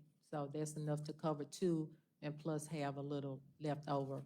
And all of our revenue goes straight to the general fund, as our salaries are from the general fund. Okay. So, it wasn't like we're going to expect to be a big profit center. I'm not saying that, but I'm just wanting to get a handle on the cost to offer those services, which I think are really good to have facilities here in the city, in the capital city particularly, that so people can get their those type of things like passports and all taken care of. Are there any adjustments we need to make or should consider, one way or the other? No, sir. Okay. That's the only question I had. Thank you. Thank you, Mr. Hartley. Yes, I think yesterday we heard from Attorney Martin. He mentioned perhaps an employee for public records, I believe. How would that fit into the scheme of everything? How would that fit in? So the employee that he was mentioning, it wouldn't be in our office because once the requests come in, I have staff that I have 2 that we work on the public records requests. We read them and we assign them. The biggest challenge that we have is once the departments upload their documents, they have to be reviewed by legal. And it's taken a lot of legal times of their time to do it as they have other responsibilities. Our biggest department to get the most requests is the police department. That's the most challenging. And so a person, just like yesterday, we got maybe about 20, over 20 at one time for just JPD, and they do have relatively new people over there that's trying their best to do, but the influx of the request is coming in, the volume of it, they're having difficulties trying to fill them, and once they are assigned to legal for them to review, is something wrong, the legal is sending them back, this is not right, correct this. And so I do think that Public Works reviewing, not Public Works, Public Records itself, for an attorney to review those is a job by itself. Okay. Especially for the volume that comes in for the police department. So if they had someone within their department, that would be a plus then in moving this process along. Real good then. Thank you. Okay, thank you. One thing that I'll just note is it's not an election year, so I think that is reflected in the budget, but I think we'll need to keep that in mind because that drastically increased the budget. So as we, we've got a couple of years, but we've got to be prepared to put some significant funds there. Let me chime in. Ms. Harris brought the cost to my attention as we started talking about how we were going to work on the budget at the beginning of this calendar year. She and I are going to follow up on that. We think we will have some recommendations. I know we're 2 years ahead of this, but we are looking at that issue now to see what we can do to better control costs for the 2029 election. Great, because I see, for example, in category 630, other services, in FY24, we spent about 50,000. In FY25, we spent about 650,000. Right. So just just drastic. We just have to be prepared for it. So we got to do it. A question that I had for you. I don't know if you have any questions. You have, a skeleton crew of a staff. There's not too much adjustments we can make. I understand the challenge with the constant system failures at TSA facilities. And just you have to constantly call up their tech support and can we buy a new system? Like, can we just buy a new whatever it is, or TSA has to provide that? Well, I don't know what the solution is. Can we beg them for what do we need to do? I've done it. We're a third party. We're partners with Idemnia, which they are partners with TSA, with the Department of Homeland Security. And I have asked on numerous occasions, can we get new tablets? Can we get new this? And every time something happens, they call us and they tell us it's a software issue. So I'm thinking, well, if you got software developers, it's nobody in your organization that can figure out how to get this software working. But whenever we do call them and get them on the line, they do rectify the issue. But the problem is the wait time. The wait time is enormous. Sometimes we're waiting 2 to 3 hours before we can get tech support on the phone. Yeah, And a lot of that's a waste customers, staff time. and a lot of customers wait because they really need those services, especially those that does hazmat, twit cards, if they're trying to get those jobs to work offshore. They sit there, the truck drivers, they need to get fingerprinted so they can get their endorsements done. They wait, and then some people, they are rescheduled, or either they might drive to Vicksburg, they're asked if there's another close facility, but when they do that, there's revenue that we're leaving, but I do understand. How do we fix that? It's nothing that we can do. I've tried. I've voiced my concerns to them, and all they can do is apologize and said they're working on trying to get the software issue resolved, but it's like we'll wait on a few customers and then something fails and she'll have to get tech support on the phone to try to get them to fix the issue. Yeah, if we're issuing 4,000 TSA customers a year, we need a solution to that. It's a lot. Yeah. Great job. Those are the questions that I had. Mr. Foote, Mr. Grisel, Mr. Hartley, any other questions for our municipal clerk? No other questions for me. Thank you. If you wouldn't mind hanging out for a bit longer, we'd love to have you. But thank you for presenting to us. And I think it's just Director Martin. Is that great? Okay. Thank you. We'll hear from Human Resources.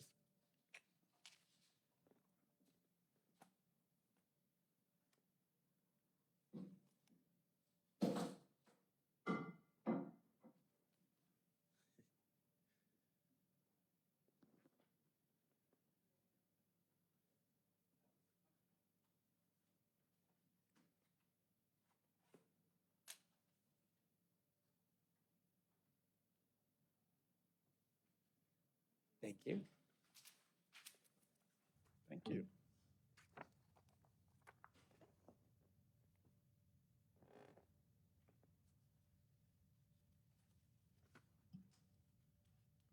Good evening. Good evening. Toya Martin, Director of HR. I will be presenting HR's fiscal year 26-27 budget. Just to talk about some of our core functions in the Department of HR, we are strategic partners that supports the citywide workforce, ensures compliance, and deliver services that enable departments to operate effectively.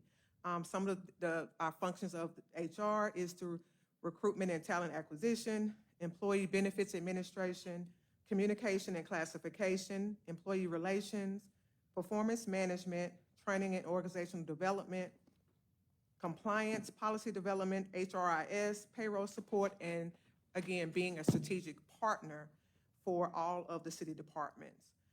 Our next is our organizational chart in the Department of HR.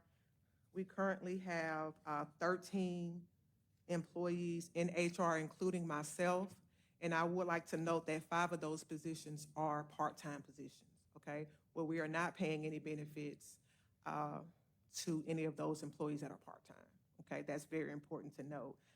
My workforce has decreased. I'm sorry, not my work. My employees, my staff has decreased in the last 6 months. I've lost 3 employees.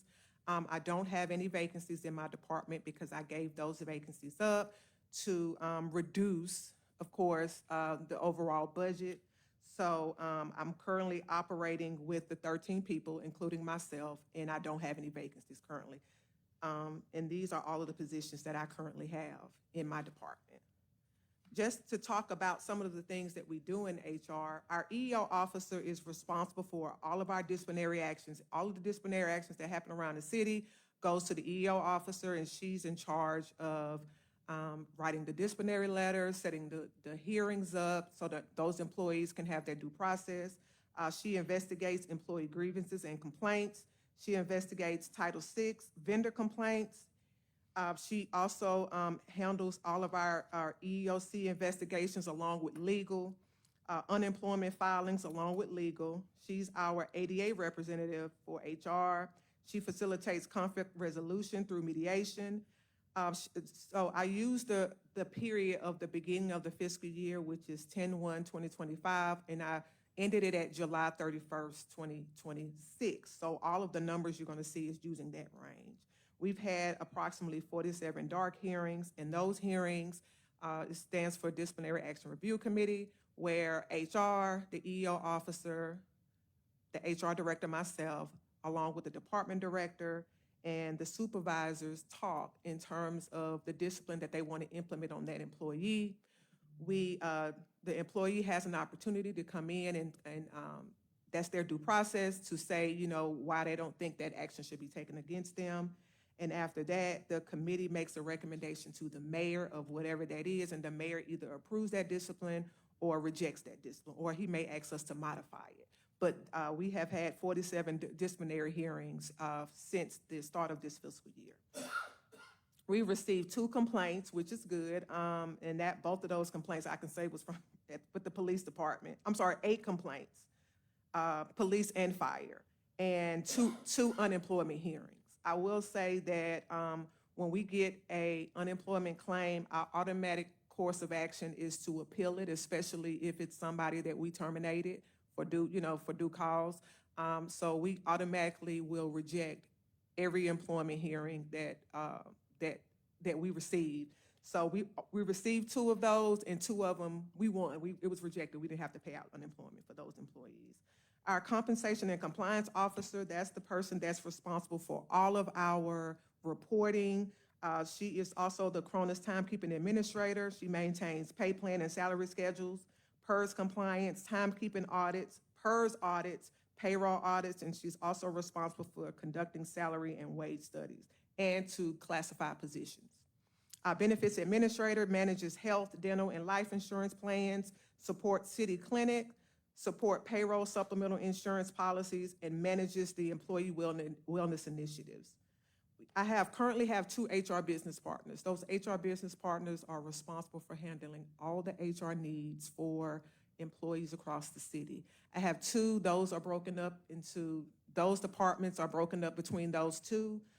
They're responsible for recruitment and hiring qualified employees, advertising job postings, coordinating interviews and selection process with the departments, coordinating drug and background pre-employment screenings, coordinate leave programs, which include FMLA, military, and leave of absence, and also support workforce planning. Training coordinator is responsible for coordinating new employee orientation.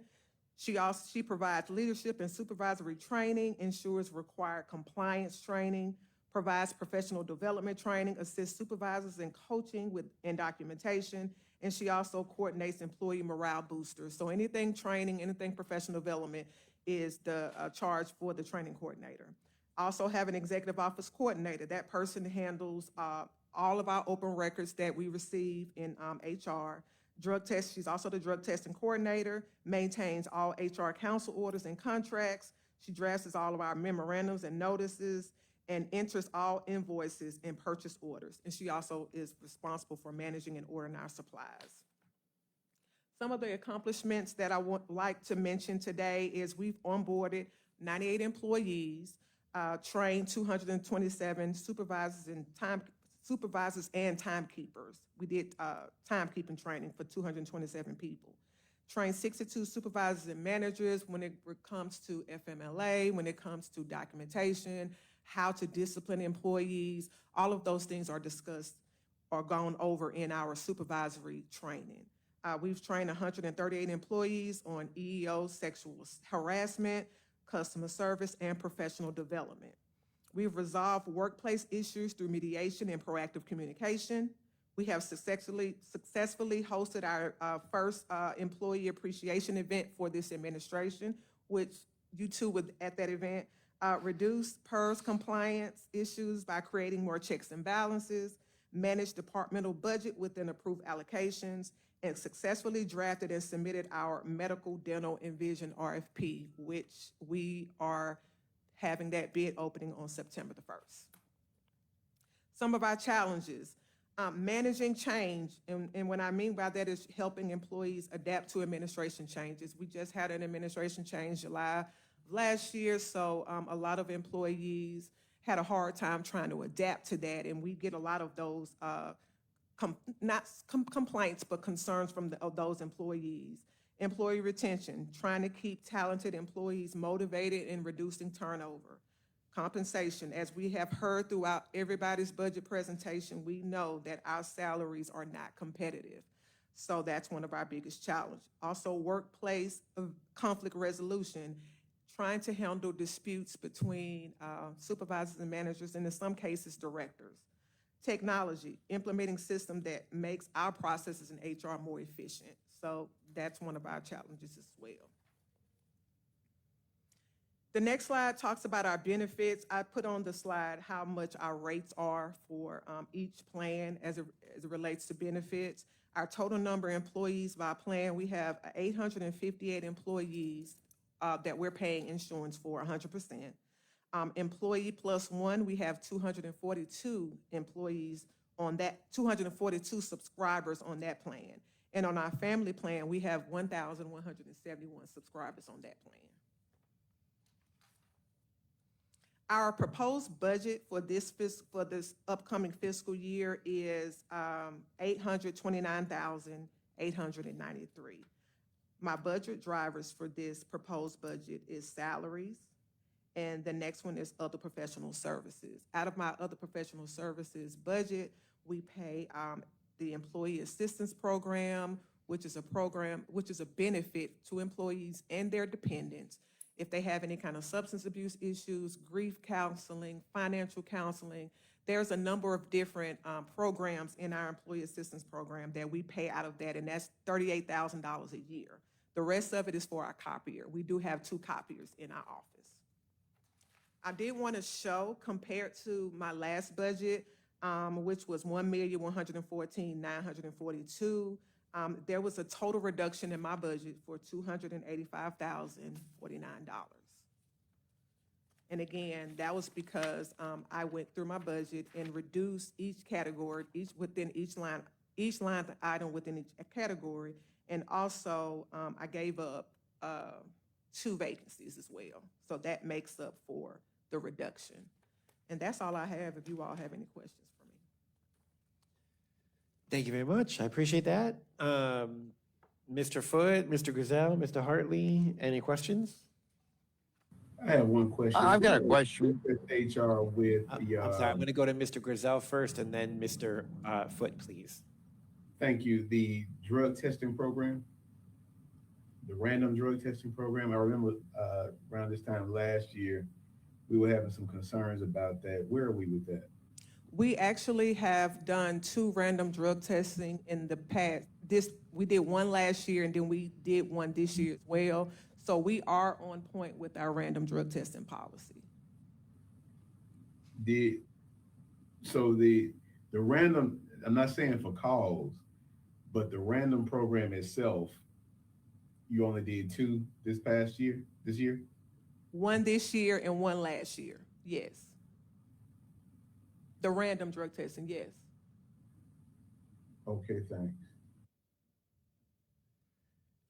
Thank you, Mr. Griselle. Mr. Foote?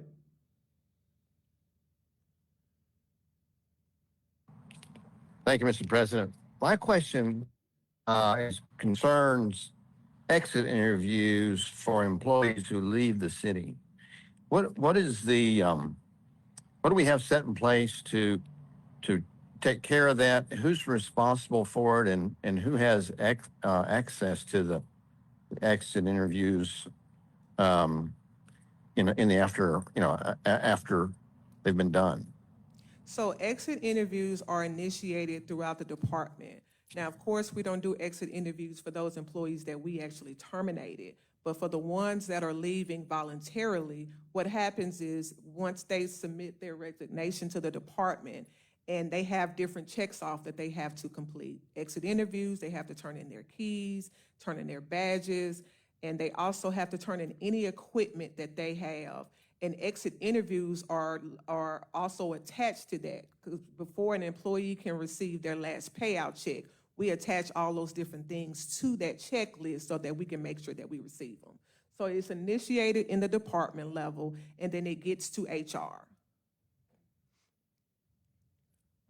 So if we're is it available to are the exit interviews available to council members if we wanted to see, trying to get a sense of why there were issues in a particular department? Would the council have access to those exit interviews? Well, I can give you a report if you looking for something like in the memo form, a report in terms of the reasons of why people are leaving. I can get that to you, Councilman. Yes. Yeah, I mean, I just I know there's no doubt privacy laws that govern some of these things, Yeah. but to I the won't have the name extent on that some department. Right. I won't Okay. have the name on Is that them. right? What I Okay. can do is give you the exit interviews by department in terms of the reasons why people are leaving. I can get that to you. Okay, yeah, something like that. If there's some way that we could, say if we've got a problem with a department that they can't get staffed up to the level they need to be staffed up at, and we're trying to determine if there's, a problem up the chain of command, if we could get access to not generic, but the interviews without, or a summary of the interviews without names, I think that could be helpful in some cases, not every case, but in some cases, to help us understand, why we may be having hard times getting staffed up to meet, the way we're, budgeted to meet the mission of the city. Absolutely. I can get that to you. Okay. Okay. Thank you. That's my question. You're welcome. Thank you, Can you, Mr. Riley. I'm sorry, can you make that available? Make that to available. Council, we'll Yes. send it out. I will. All right. You said, no.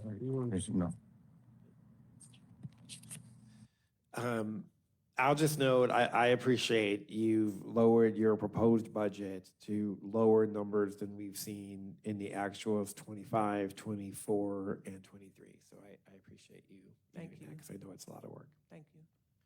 Mr. Hartley? Yes. How are we doing on CDL drivers and especially a lot of our workers with public works? Are there problems hiring, or people, do they come in and then decide to leave, or is it not enough money, or it's too hot, or what? Well, so we did, you all, I think it was 2 years ago, did raise the rates for CDL drivers. I believe they're making $21 an hour now. That's still low compared to what other companies may be paying their CDL drivers. But the ones that we do have, we've been able to retain. What's happening now is once we recruit those drivers and they come to the city, they may not be happy about the type of equipment that they're running or what they're using. So we're having a little back and forth with the employees about that. One in particular I know works in solid waste, and he's, there's something we're trying to manage with that in terms of him saying that, he doesn't know how to operate such equipment. And it's like, well, we paid you the money because you said you was a CDL driver. So it's one of those things where we're trying to work through those, because I don't know because I don't know anything about operating equipment. So I'm not sure exactly what specific equipment we're talking about, but I do know that we are running into those issues. But the CDL drivers that we do have, since we have raised that rate, we have been able to retain those. Yeah, it's not a lot of equipment or heavy equipment operators leaving. It's more maintenance workers. What about just public works in general? Because, we're trying to stand up these teams for Blythe. Yes. And I think that's going to require additional manpower. Yes. And I keep hearing that, sometimes our contractors pull out because they didn't expect the job to be a certain way, but grass cutting is very important. On that level, how are we doing with hiring folks? So in terms of the park maintenance crew that's in charge of cutting the grass, we have had some vacancies in that group. Again, I will say that that's probably because of the transition. They were moved from Parks and Rec, then they moved over to Public Works. Some of those guys did leave doing that part. Right now, we have about 8 or 9 vacancies in that ground preservation division. In terms of the blight and demolition, I know you and I spoke about it whenever we met and had the meeting, and that how much it was going to actually cost to develop that new program. I think it was $1.2 million. And my recommendation was to use some of the staff that we currently have, because from speaking with Mr. Caldwell and Mr. Anderson, that there is a group of people that they can go ahead and create for a blight demolition crew. They already have a superintendent that's willing to do that, and they have people that's currently there that can operate the equipment. My suggestion was to use about 11 or 12 of those people that were currently there, and use 7 of those vacancies that they have in ground preservation to staff the vacancies that they have in the parks, because we still have to continue the cutting and everything in the parks. So I think we can start there and kind of grow the program from there, but just use it as a pilot just to see how it works. Okay, thank you. And I don't want to make it all about that. We'll talk to Public Works when they come up, but I don't have anything else there. In a moment, I'm going to ask us if the council would potentially consider a closed session for the purpose of executive session. Before we do that, though, Mr. Foote, Mr. Griselle, Ms. Brown-Thomas, Mr. Hartley, is there any other questions we have for our HR department? I don't have anything.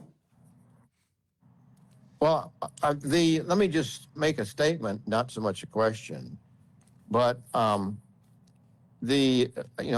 asked both we're in this situation where we've got a shortfall in revenue for our budget for the general fund, but we also have a shortfall in our expenses, and that's because mainly because of empty slots. That's where the primary. So I think just the shortage in manpower, or the shortfall in manpower in Public Works and JPD accounts for like $8 million, as best I can estimate for the year. Which is a lot of money to save, but that also means that the citizens aren't getting the bang for their buck from a standpoint of manpower out there doing the important jobs that public safety and Public Works are supposed to do.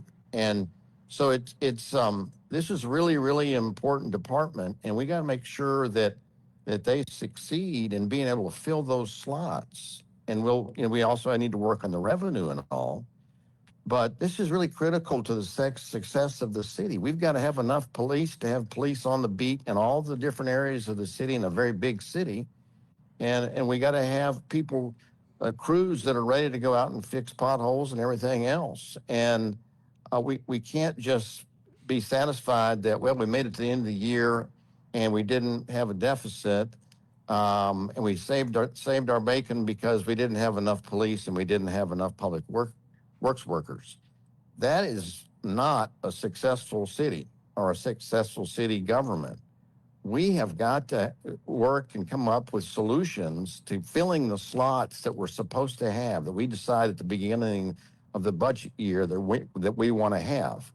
And it's not, HR is sort of the person at the helm, but they can't do it all by themselves. We've got to come up with solutions on how to fill the slots in both JPD and how to fill the slots in Public Works, and work towards that end. That's my that's my sermon for today. Thank you. Thank you, Councilman Foote. I agree. And we might want you back during our discussion on personnel issues within Public Works. Thank you. Okay. Colleagues, if it pleases the council, I will recommend that we take a motion to go into closed session for the purpose of going into executive session to discuss personnel matters. And I would love if the individuals who presented to us yesterday and today can remain once we go to closed session to discuss some of those matters. So moved. Second. Thank you both. It's been moved and properly second. We will now vote. All in favor of going to executive session, please indicate so. Aye. Aye. Thank you. And okay, it looks like it's 5-0. All right. The council will now go into closed session to discuss going into executive regarding personnel matters. Media, please take all your equipment with you. Am I going to be able to call into this? We've got to figure out these logistics, but yes. I'm going to hang up for right now, and if somebody could give me a call, let me know, or send me a text.